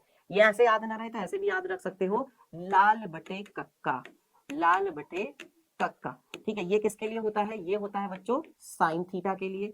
ये किसके लिए होता है बेटा, ये होता है तुम्हारा कॉस थीटा के लिए। और ये वाला जो लास्ट वाला है ये तुम्हारा किसके लिए होता है, ये तुम्हारा टेन के लिए होता है। तो साइन थीटा क्या हो जाता है, साइन थीटा होता है लंब बटे कर्ण, कॉस थीटा क्या होता है, आधार बटे कर्ण। ठीक है, टेन थीटा क्या होता है, लंब बटे आधार। ठीक है, याद रहेगा जो मैंने आपको यहाँ पे बता दिया। अब साइन थीटा का उल्टा क्या होता है, तो साइन थीटा का जो उल्टा होता है बच्चों वो कोसेक थीटा होता है। कोसेक थीटा बराबर क्या होता है, 1 बटे साइन थीटा होता है। फिर ऐसे ही बच्चों सेक थीटा क्या होता है, सेक थीटा जो होता है वो कॉस थीटा का उल्टा होता है। अगर आपको कॉस थीटा पता हो तो आप सेक थीटा बता सकते हैं। ऐसे ही जो कॉट थीटा होता है वो क्या होता है बच्चों, टेन थीटा का उल्टा होता है। अगर आपको टेन थीटा पता है तो आप कॉट थीटा बता सकते हैं। ठीक है, ये समझ में आ गया सभी को। चलिए आगे बढ़ते हैं, पूरक कोणों के त्रिकोणमितीय अनुपात। बेटा पूरक कोण क्या होते हैं, पूरक कोण वो होते हैं जिन्हें जोड़ने पर क्या आ जाए, जिन्हें जोड़ने पर 90 डिग्री आ जाए तो उसे हम क्या बोलते हैं, उसे हम बच्चों पूरक कोण कहते हैं। यहाँ पर ए और बी क्या हो जाएंगे, पूरक कोण हो जाएंगे।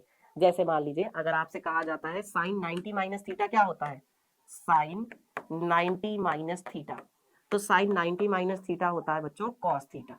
अगर आपसे पूछा जाता है टेन 90 माइनस थीटा क्या होता है, तो टेन 90 माइनस थीटा होता है बच्चों कॉट थीटा। अगर आपसे पूछा जाता है सेक 90 माइनस थीटा, तो सेक 90 माइनस थीटा क्या होता है, ये हो जाता है बच्चों आपके पास कोसेक थीटा। अच्छा एक चीज का ध्यान रखेंगे, जो साइन होता है वो कॉस में बदलता है और जो टेन होता है वो कॉट में, कॉट जो होता है वो टेन में, सेक जो होता है वो कोसेक में। तो याद क्या रखना है आपको, आपको याद रखना है कि साइन जो है वो कॉस में बदलेगा और कॉस जो है वो उल्टा साइन में बदलेगा। साइन और कॉस एक दूसरे में बदलते हैं। ऐसे ही बेटा सेक जो है किस में बदलेगा, सेक बदलेगा कोसेक में, और कोसेक फिर वापस किस में बदलेगा, सेक में बदलेगा। ठीक है, टेन किस में बदलता है, टेन बदलता है बच्चों कॉट में, तो कॉट किस में बदलेगा, टेन में बदलेगा। बच्चे कंफ्यूज पता है कहाँ होते हैं, देखिए tan का उल्टा तो cot होता है, सबको पता है, तो tan और cot तो आपस में बदल जाते हैं, लेकिन यहाँ गड़बड़ होती है, साइन का उल्टा cosec होता है और cos का उल्टा sec होता है। तो बच्चे यहाँ पर गलती कर देते हैं कि साइन को cosec में बदल देते हैं, वो गड़बड़ हो जाती है, तो इसको चीज का ध्यान रखेंगे।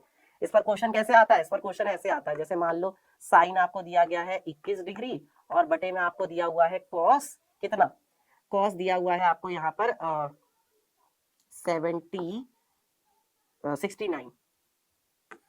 69 डिग्री दिया गया है, आपको ये दिया गया है। तो अगर आप यहाँ से एक जो इधर जो दे दोगे तो कितना हो जाएगा, 70 20 कितना हो जाएगा, 90। इन दोनों को जोड़ने पर क्या बन रहा है, इन दोनों को जोड़ने पर 90 बन रहा है, और साइन किस में बदलता है, कॉस में बदलता है। तो मतलब इसका आंसर कितना आने वाला है बेटा, 1 आने वाला है। इस टाइप के क्वेश्चन एग्जाम में 1 नंबर में पूछा जाता है, याद रहेगा सभी को।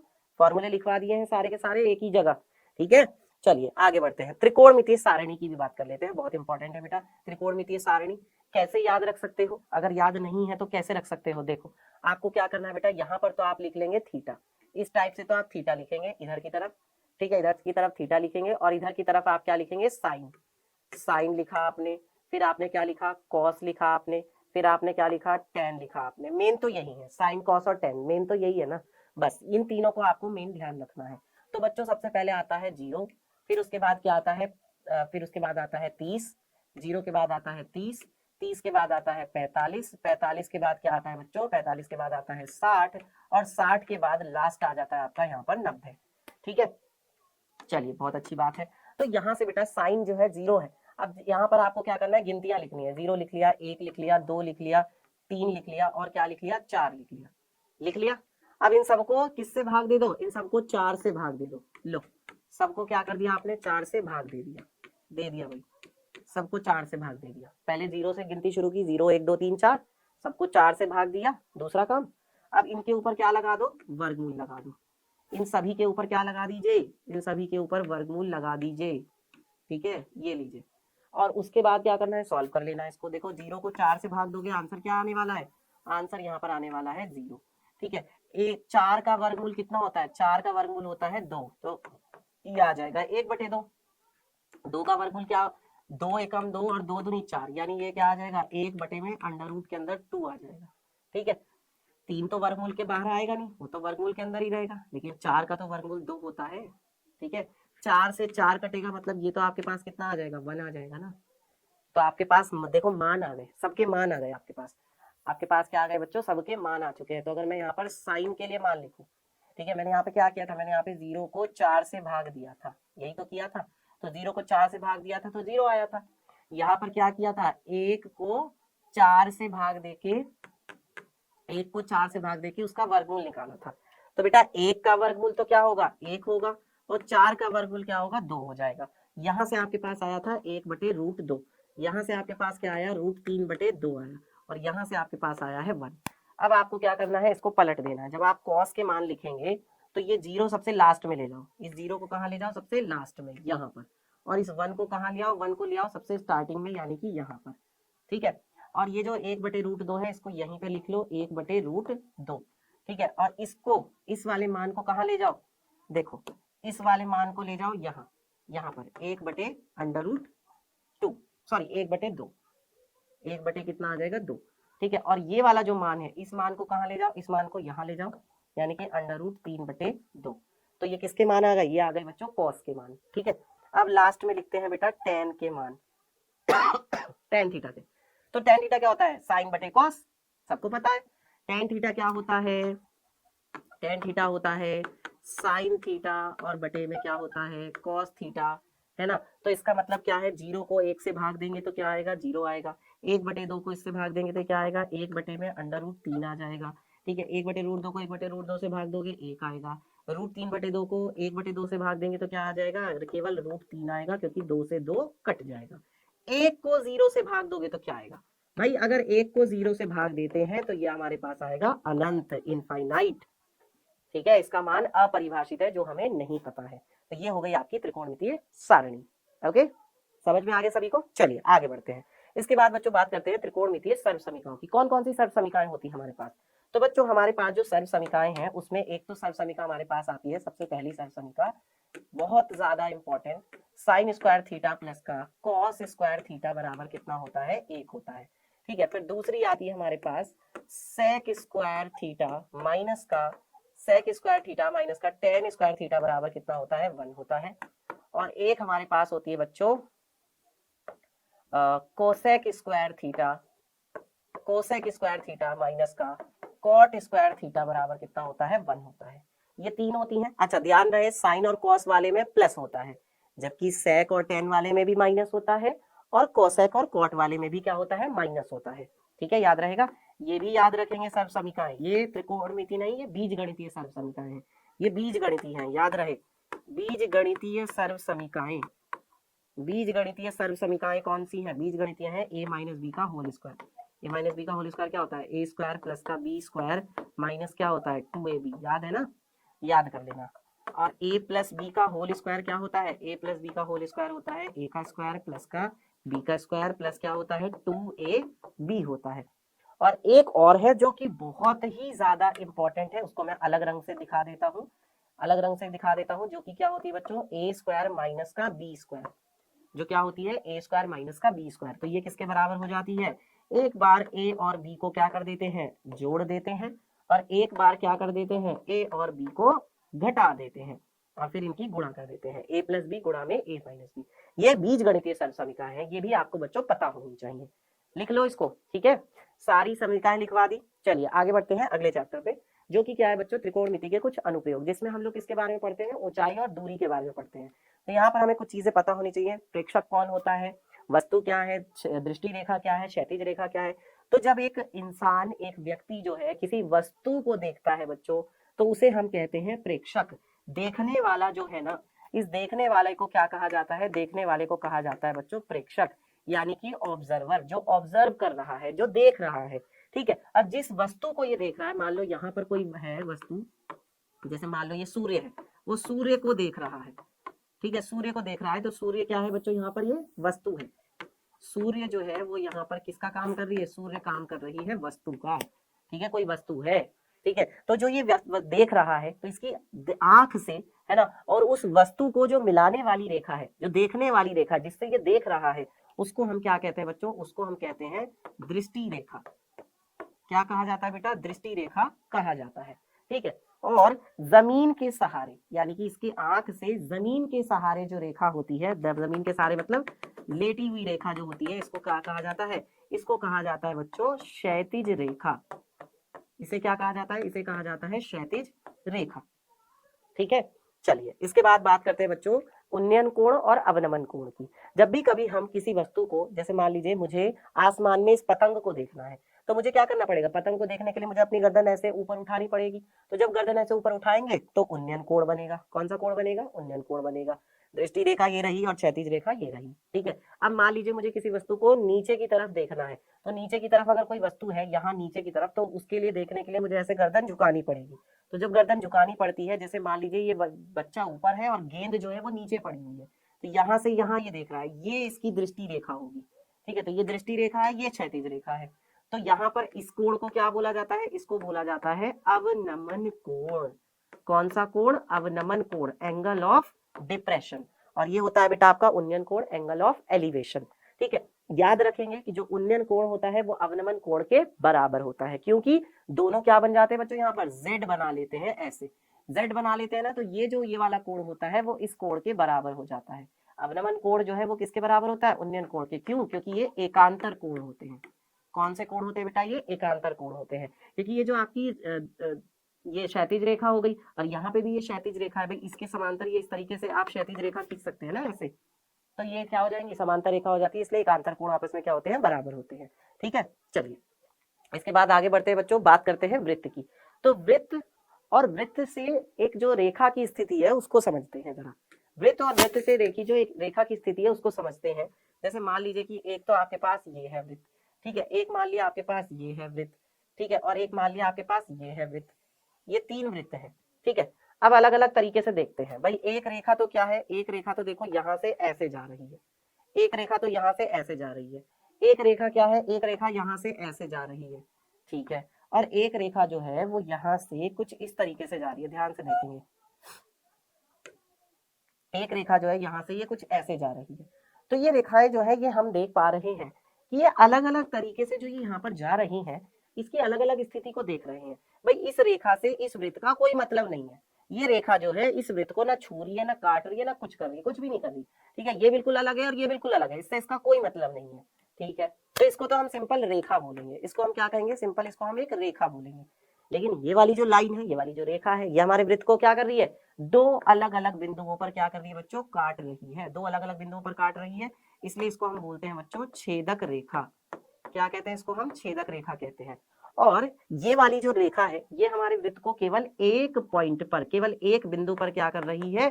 स्पर्श कर रही है, यानी कि छू रही है। स्पर्श कर रही है यानी कि छू रही है ना? तो यानी कि हम यहाँ पर इसको क्या बोलेंगे? इसको अब हम यहाँ पर बोल देंगे वृत्त की स्पर्श रेखा। ये वृत्त की स्पर्श रेखा हो जाएगी, जो केवल एक बिंदु पर छूती है, एक बिंदु पर काटती है। जबकि जो छेदक रेखा होती है वो दो बिंदुओं पर काटती है। ठीक है, याद रहेगा। चलिए, इसके बाद बच्चों कुछ इंपॉर्टेंट बातें हैं, इनको ध्यान से समझेंगे। एक वृत्त पर अनगिनत क्या होते हैं बच्चों? बिंदु होते हैं। जैसे मान लीजिए ये आपके पास एक वृत्त है, एक सर्कल है।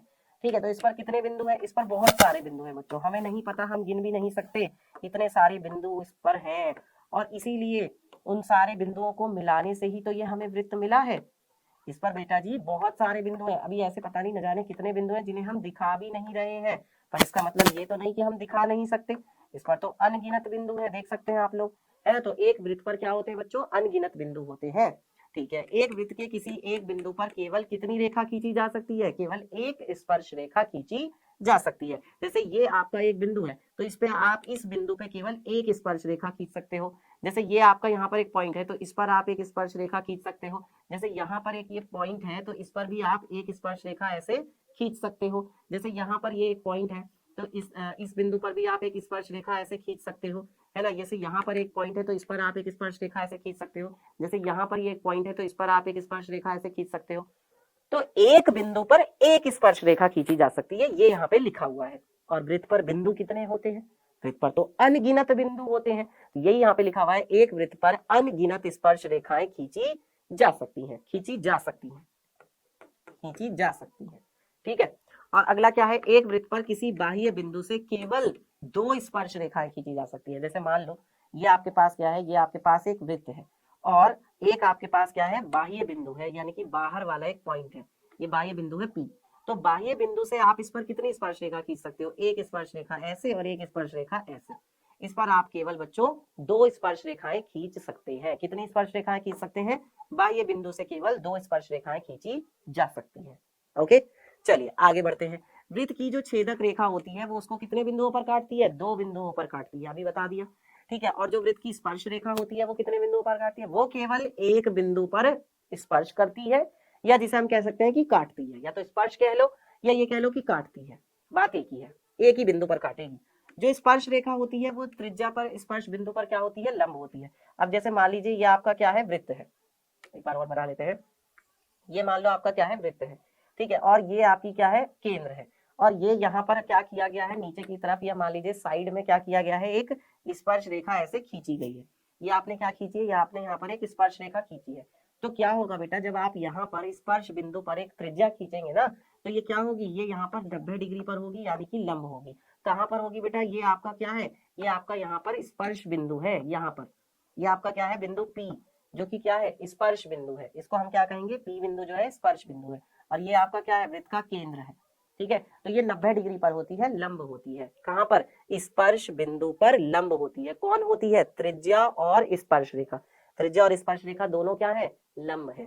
ठीक है, यदि कोई बिंदु वृत्त के अंदर है, अगर कोई बिंदु है जो वृत्त के अंदर है, तो उससे एक भी स्पर्श रेखा नहीं खींची जा सकती। इसका एग्जाम्पल ऐसे समझेंगे, जैसे मान लीजिए कि ये आपका क्या है? एक वृत्त है। ये आपका एक वृत्त है और एक पॉइंट आपने लिया जो कि वृत्त के अंदर है। वृत्त के अंदर है ये पॉइंट, जिसको हम कह रहे हैं क्यू पॉइंट। अब अगर आप इससे कोई रेखा खींचते हो, मान लिया आपने इससे क्या किया? इससे आपने कोई एक रेखा खींची ऐसे, इससे आपने कोई एक रेखा खींची ऐसे, तो ये इसकी स्पर्श रेखा थोड़ी ना होगी बेटा, ये इसकी स्पर्श रेखा तो नहीं है। क्यों? क्योंकि ये तो वृत्त को क्या कर रही है? ये तो वृत्त को दो बिंदुओं पर काट रही है, तो ये तो बेटा छेदक रेखा हो जाएगी ना।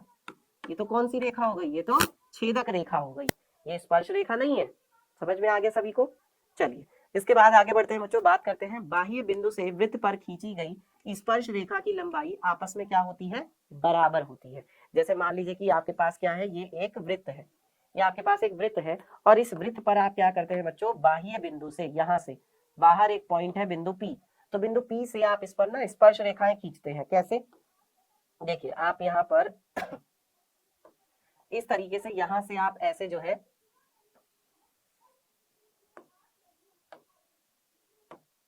यहां से आपने क्या किया है, ऐसे एक स्पर्श रेखा खींची इधर की तरफ, ठीक है, और आपने एक रेखा और खींची इधर की तरफ ऐसे, ये ठीक है। तो जो आपने ये स्पर्श रेखाएं खींची है ना बच्चों, ये स्पर्श रेखाएं आपस में क्या होती हैं, बराबर होती है, यानी ये वाली जो रेखा है वो इस रेखा के क्या होगी, बराबर होगी। मान लो कि ये कौन से बिंदु पर है, ये यहाँ पर Q बिंदु पर है, और ये मान लीजिए यहाँ पर कौन से बिंदु पर है, ये मान लीजिए यहाँ पर R बिंदु पर है। तो क्या होता है बच्चों, तो जो आपका PQ है ना, वो किसके बराबर होगा, PR के बराबर होगा। PQ किसके बराबर होगा, PR के बराबर होगा। बात समझ में आ गई सभी को, बताइए क्या सभी को बात समझ में आती है इतनी। चलिए आगे बढ़ते हैं। इसके बाद बच्चों बात करते हैं, अगला जो चैप्टर है आपका 11वां चैप्टर, जो है वृत्तों से संबंधित क्षेत्रफल। ठीक है, चाप और चाप की लंबाई कैसे करते हैं। तो बेटा सबसे पहले चाप को समझेंगे। देखिए यहाँ पर हमारे पास क्या है, एक वृत्त है। अब इस वृत्त में मैंने क्या किया, कोई दो पॉइंट ले लिए, एक पॉइंट यहाँ पे ले लिया जिसको मैंने कह दिया A पॉइंट, और एक पॉइंट मैंने यहाँ पर ले लिया जिसको मैंने कह दिया B पॉइंट। तो अगर मैं A से B पर ऐसे चलता हूँ, वृत्त की बाउंड्री पर ऐसे चल के जाता हूँ, ठीक है, वृत्त की बाउंड्री पर ऐसे चल के जाता हूं, तो ये इसका क्या कहलाएगा, ये इसका बच्चों चाप कहलाएगा। ये क्या कहलाएगा, ये इसका चाप कहलाएगा। मैं A से B पर ऐसे चल के जा रहा हूं, तो AB क्या होगा बेटा, AB जो है वो चाप होगा, चाप AB। AB जो चाप होगा उसको ऐसे लिखेंगे, AB चाप। ठीक है, तो इसकी लंबाई कैसे निकाली जाएगी, चाप की लंबाई कैसे निकाली जाती है। अब देखिए यहाँ पर ये क्या है बच्चों, ये केंद्र है, और केंद्र को मान लिया हमने O, और जो इसको हम मिलाएं तो ये क्या बनेगी, त्रिज्या बनेगी। अगर मैं O से B को मिलाऊं तो ये भी क्या बनेगी, त्रिज्या बनेगी। अब ये जो चाप है आपका, तो यहाँ से आपने चलना शुरू किया था, चलते गए चलते गए चलते गए चलते गए चलते गए, तो इसने क्या बना लिया, यहाँ पर कोण बना लिया केंद्र पर थीटा, थीटा कोण बना लिया केंद्र पर। जो वृत्त की पूरे की परिधि होती है बच्चों, पूरे वृत्त की परिधि क्या होती है, पूरे वृत्त की परिधि होती है हमारे पास 2πr। पूरे वृत्त की परिधि कितनी होती है, 2πr।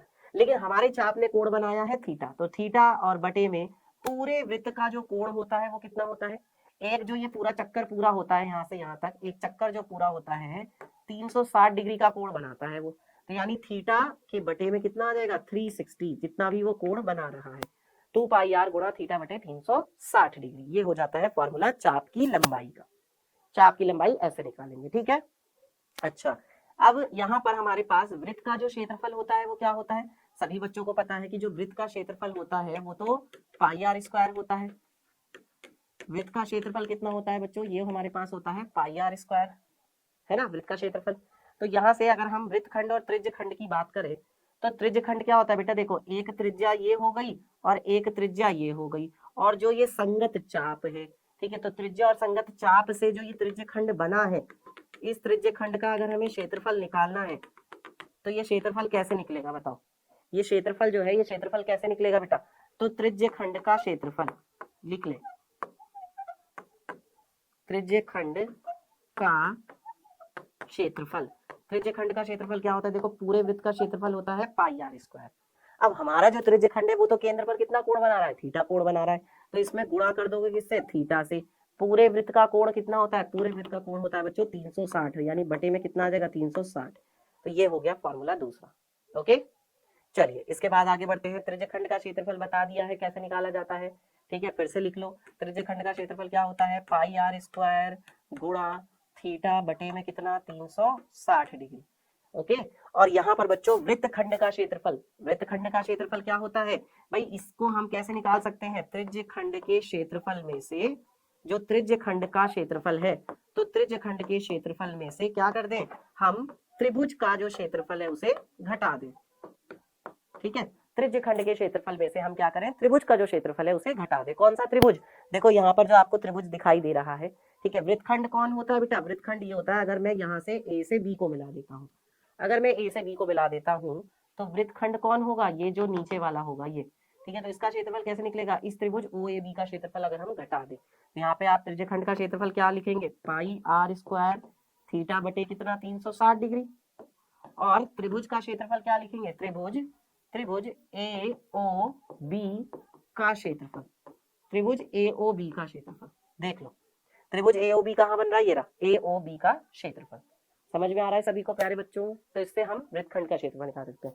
अच्छा यहाँ पर बेटा लघु और दीर्घ पूछा जाता है कि लघु त्रिज्यखंड का क्षेत्रफल निकालिए या दीर्घ त्रिज्यखंड का क्षेत्रफल निकालिए, तो वहां पर आप क्या करेंगे, पूरे वृत्त के क्षेत्रफल में से अगर आपसे दीर्घ का पूछा जाता है, स्पेशली दीर्घ का अगर आपसे पूछा जाता है, तो पूरे वृत्त के क्षेत्रफल में से लघु वाले का घटा देंगे। अगर आपसे पूरे दीर्घ वृत्तखंड का क्षेत्रफल पूछा जाता है तो आप क्या करेंगे, पूरे वृत्त के क्षेत्रफल में से जो लघु वृत्तखंड है ना उसका क्षेत्रफल घटा देंगे, जो अभी आपने यहाँ से निकाला। ठीक है, तो आप चाहो तो इसको लिख सकते हो दीर्घ त्रिज्यखंड का क्षेत्रफल, दीर्घ त्रिज्यखंड का क्षेत्रफल। तो दीर्घ त्रिज्यखंड का क्षेत्रफल कैसे निकालते हैं भाई, पूरे वृत्त का क्षेत्रफल, पूरे वृत्त का क्षेत्रफल क्या होता है, पाई आर स्क्वायर होता है, तो उसमें से जो लघु वाला है, ये है लघु वाला, ये लघु वाला है बेटा, लघु वाला, तो लघु त्रिज्यखंड का क्षेत्रफल आप इसमें से घटा दो, पाई आर स्क्वायर थीटा बटे 360। ठीक है, पाई आर स्क्वायर यानी पूरे वृत्त के क्षेत्रफल में से लघु वाले का हम क्या कर देंगे, माइनस कर देंगे, घटा देंगे। समझ में आ गया सभी को यहाँ तक प्यारे बच्चों, जल्दी बताइए क्या इतना सभी को समझ में आ गया, कोई दिक्कत किसी को। तो बच्चों यहाँ से हमें एक बात तो समझ में आ जाती है, और वो बात ये समझ में आती है कि भाई देखो कितनी इंपॉर्टेंट क्लास है ना। तो बच्चों अगर आपको इस क्लास की ये जो पीडीएफ है अगर आपको ये चाहिए, वैसे तो मैं आपको नोट करवा रहा हूँ, मैंने पहले ही कह दिया था, तो आप बेटा जी साथ के साथ नोट भी करते चलेंगे, ठीक है, टेंशन नहीं लेनी। अब आगे बढ़ते हैं और अगला चैप्टर देखते हैं जो कि है हमारा पृष्ठीय क्षेत्रफल और आयतन। तो पृष्ठीय क्षेत्रफल और आयतन में बेटा हमारे पास कौन सा आता है, पहले घन आता है। तो घन में हमारे पास क्या फॉर्मूला आता है, घन में हमारे पास आता है बच्चों कि घन का कुल पृष्ठीय क्षेत्रफल क्या होता है।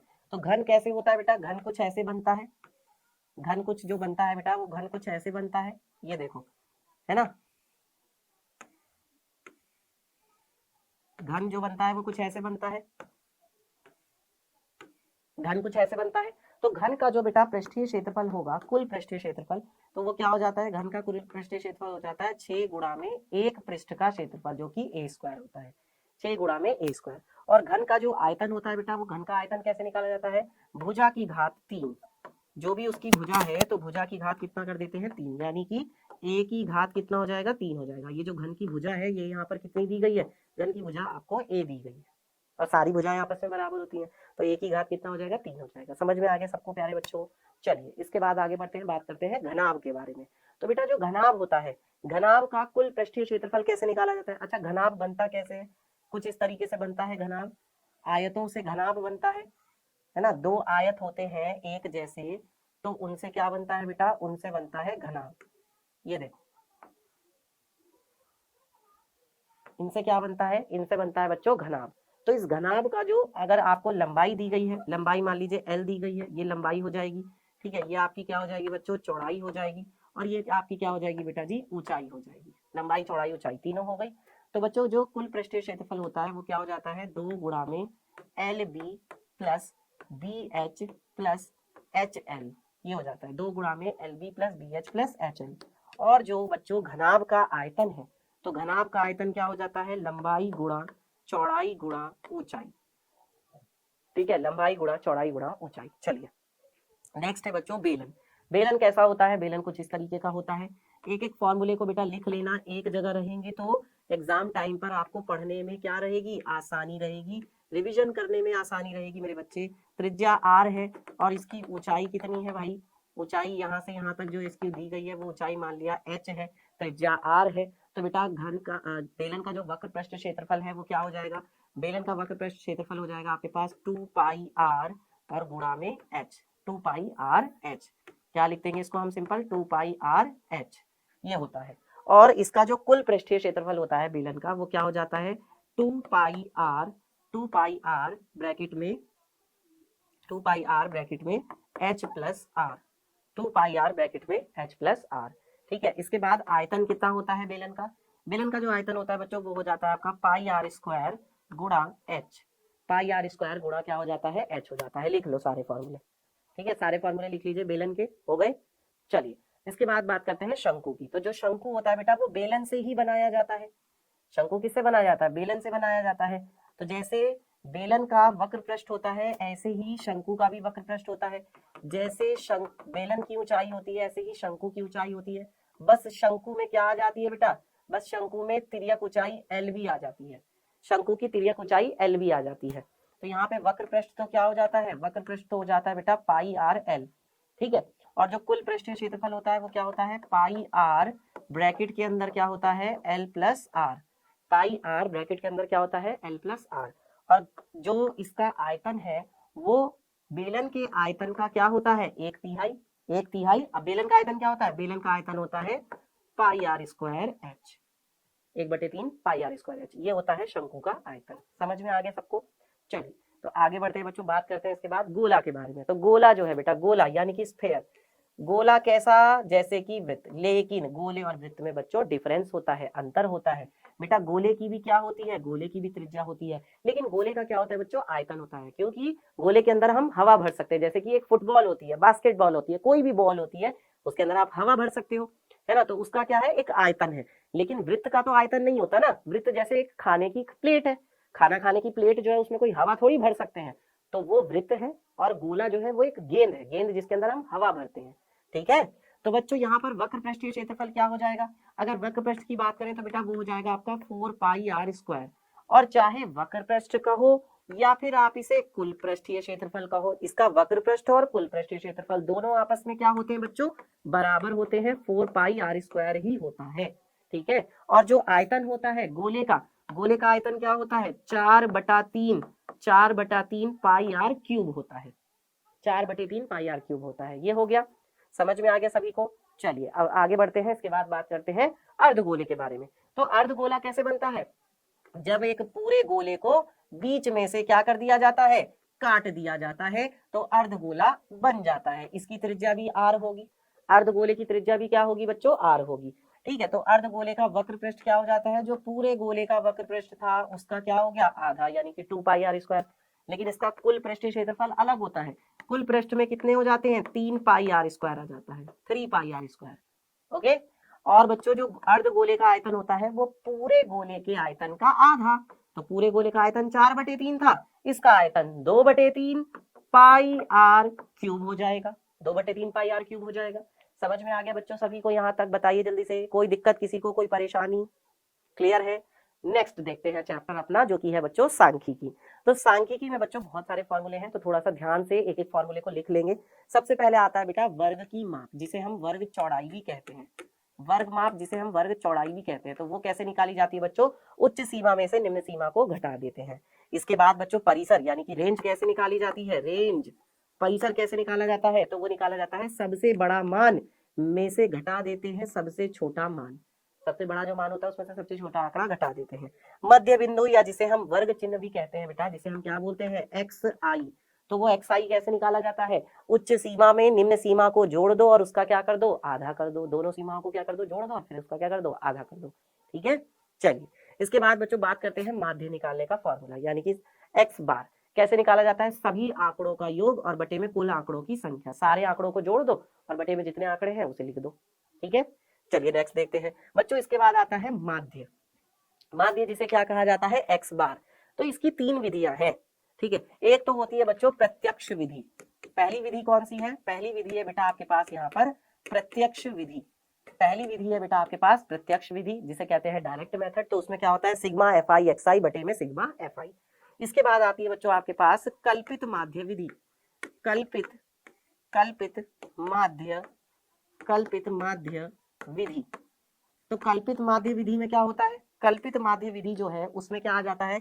एक तो कल्पित माध्य आ जाता है ए, और यहाँ पर आ जाता है sigma F I D I बटे सिग्मा एफ आई। यहाँ पे जो एक्स आई था उसकी जगह पे डी आई आ जाता है। ये डी आई कैसे निकाला जाता है? डी आई निकाला जाता है एक्स आई में से ए घटाने पर, ठीक है। डी आई कैसे निकाला जाता है? एक्स आई में से ए घटाने पर, ठीक है। चलो उसके बाद लास्ट आती है बच्चों आपकी पग विचलन विधि। पग विचलन विधि यानी जिसे हम क्या कहते हैं बच्चों? स्टेप डेविएशन मेथड, पग विचलन विधि। तो पग विचलन विधि में बच्चों माध्य जो होता है वो एक्स बार, एक तो ये ए तो आता ही आता है इसमें, है ना। और यहाँ पर DI होता है, यहाँ पे क्या आ जाता है, UI आ जाता है। अब ये UI कैसे निकाला जाता है, तो UI निकाला जाता है बच्चों, DI को किससे भाग दे देते हैं, H से भाग दे देते हैं, ठीक है। और फिर इसमें H से गुणा भी होती है, देखो यहाँ पे गुणा H नहीं हो रहा है, पर यहाँ पर H से गुणा हो रही है, याद रखेंगे इस चीज को भी, ठीक है, कंफ्यूज मत हो जाना। ये तीनों फॉर्मूले लिख लो, बहुत ज्यादा इंपॉर्टेंट है। इसके बाद बात करते हैं बहुलक की। तो बेटा बहुलक बराबर क्या होता है, बहुलक जो है अगर आपको ये पता चल जाए कि भाई जिसकी बारंबारता सबसे ज्यादा होती है वो हमारा बहुलक वर्ग हो जाता है। तो यहाँ पर L क्या होती है बच्चों, बहुलक वर्ग की निम्न सीमा। ये बहुलक वर्ग की क्या होती है बच्चों, निम्न सीमा होती है। और F1 क्या होता है, F1 होती है बच्चों बहुलक वर्ग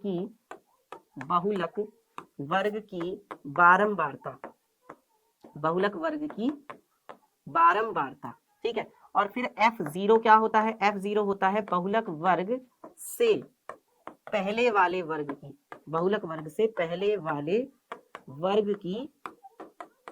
वर्ग की बारंबारता, ठीक है। और इसके बाद क्या आता है, इसके बाद आता है बच्चों F2। तो F2 क्या हो जाता है, बहुलक वर्ग से नीचे वाले वर्ग की या बाद वाले वर्ग की, नीचे वाले वर्ग की बारंबारता, बहुलक वर्ग से बाद वाले वर्ग भी आप इसको लिख सकते हो नीचे की बजाय, बाद वाले वर्ग की बारंबारता, ठीक है। और H तो आप लोग जानते ही हैं, H यहाँ पर क्या है बच्चों, H जो है वो यहाँ पे वर्ग माप है। H क्या है, वर्ग माप, वर्ग की चौड़ाई। जैसे 10 से 20 दिया गया है, 10 से 20 दिया गया है, तो वर्ग माप क्या हो जाएगी, H का मान क्या आएगा यहाँ से, H बराबर आ जाएगा 10। 10 का ही तो अंतर दिया हुआ है, 10 से 20, तो यानी H बराबर कितना, 10 हो गया, सिंपल, ठीक है। चलिए इसके बाद बच्चों बात करते हैं माध्यिका की, माध्यिका या जिसे हम माध्य भी कहते हैं। तो जब n जो है विषम होता है, जब n विषम होता है तो माध्यिका क्या होती है, n+1/2 पद, ठीक है। लेकिन जब यही n जो है बेटा सम हो जाता है, तो सम होने पर क्या होता है, माध्यिका बराबर होती है n/2 पद प्लस n+1/2 पद, और फिर इसके भी बटे में क्या आता है, 2 आता है, दोनों को जोड़कर, ठीक है। तो ये भी लिख लेंगे, फॉर्मूला लिख लिया। चलिए आगे बढ़ते हैं। इसके बाद बच्चों माध्यिका निकालते हैं जब हमारे पास वर्गीकृत आंकड़े होते हैं। तो वर्गीकृत आंकड़ों का जो माध्यक है वो कैसे निकाला जाता है, L+n/2 माइनस का CF/F गुणा में H। यहाँ पर ये क्या क्या है एक बार देख लेते हैं। तो L जो है बेटा वो क्या है, माध्यक वर्ग की निम्न सीमा, माध्यक वर्ग की निम्न सीमा, माध्यक वर्ग की क्या है बेटा, ये निम्न सीमा है, ठीक है। और फिर हमारे पास क्या है, n का मतलब क्या है, सभी बारंबारताओं का योग, सभी बारंबारताओं का योग, सभी बारंबारताओं का योग, जिसे हम क्या बोलते हैं, जिसे हम बोलते हैं सिग्मा FI, सारी बारंबारताओं को जोड़ने पे जो आता है, ठीक है।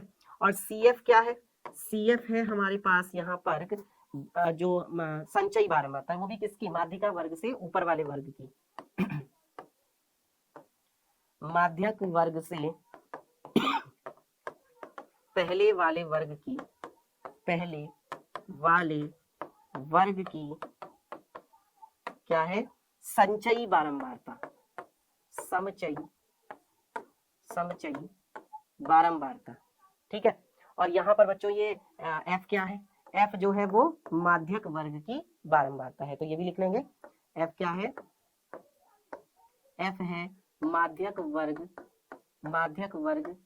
की बारंबारता, F क्या है बच्चों, माध्यक वर्ग की बारंबारता है, ठीक है। तो ये फॉर्मूला हो जाएगा माध्यिका के लिए, ओके।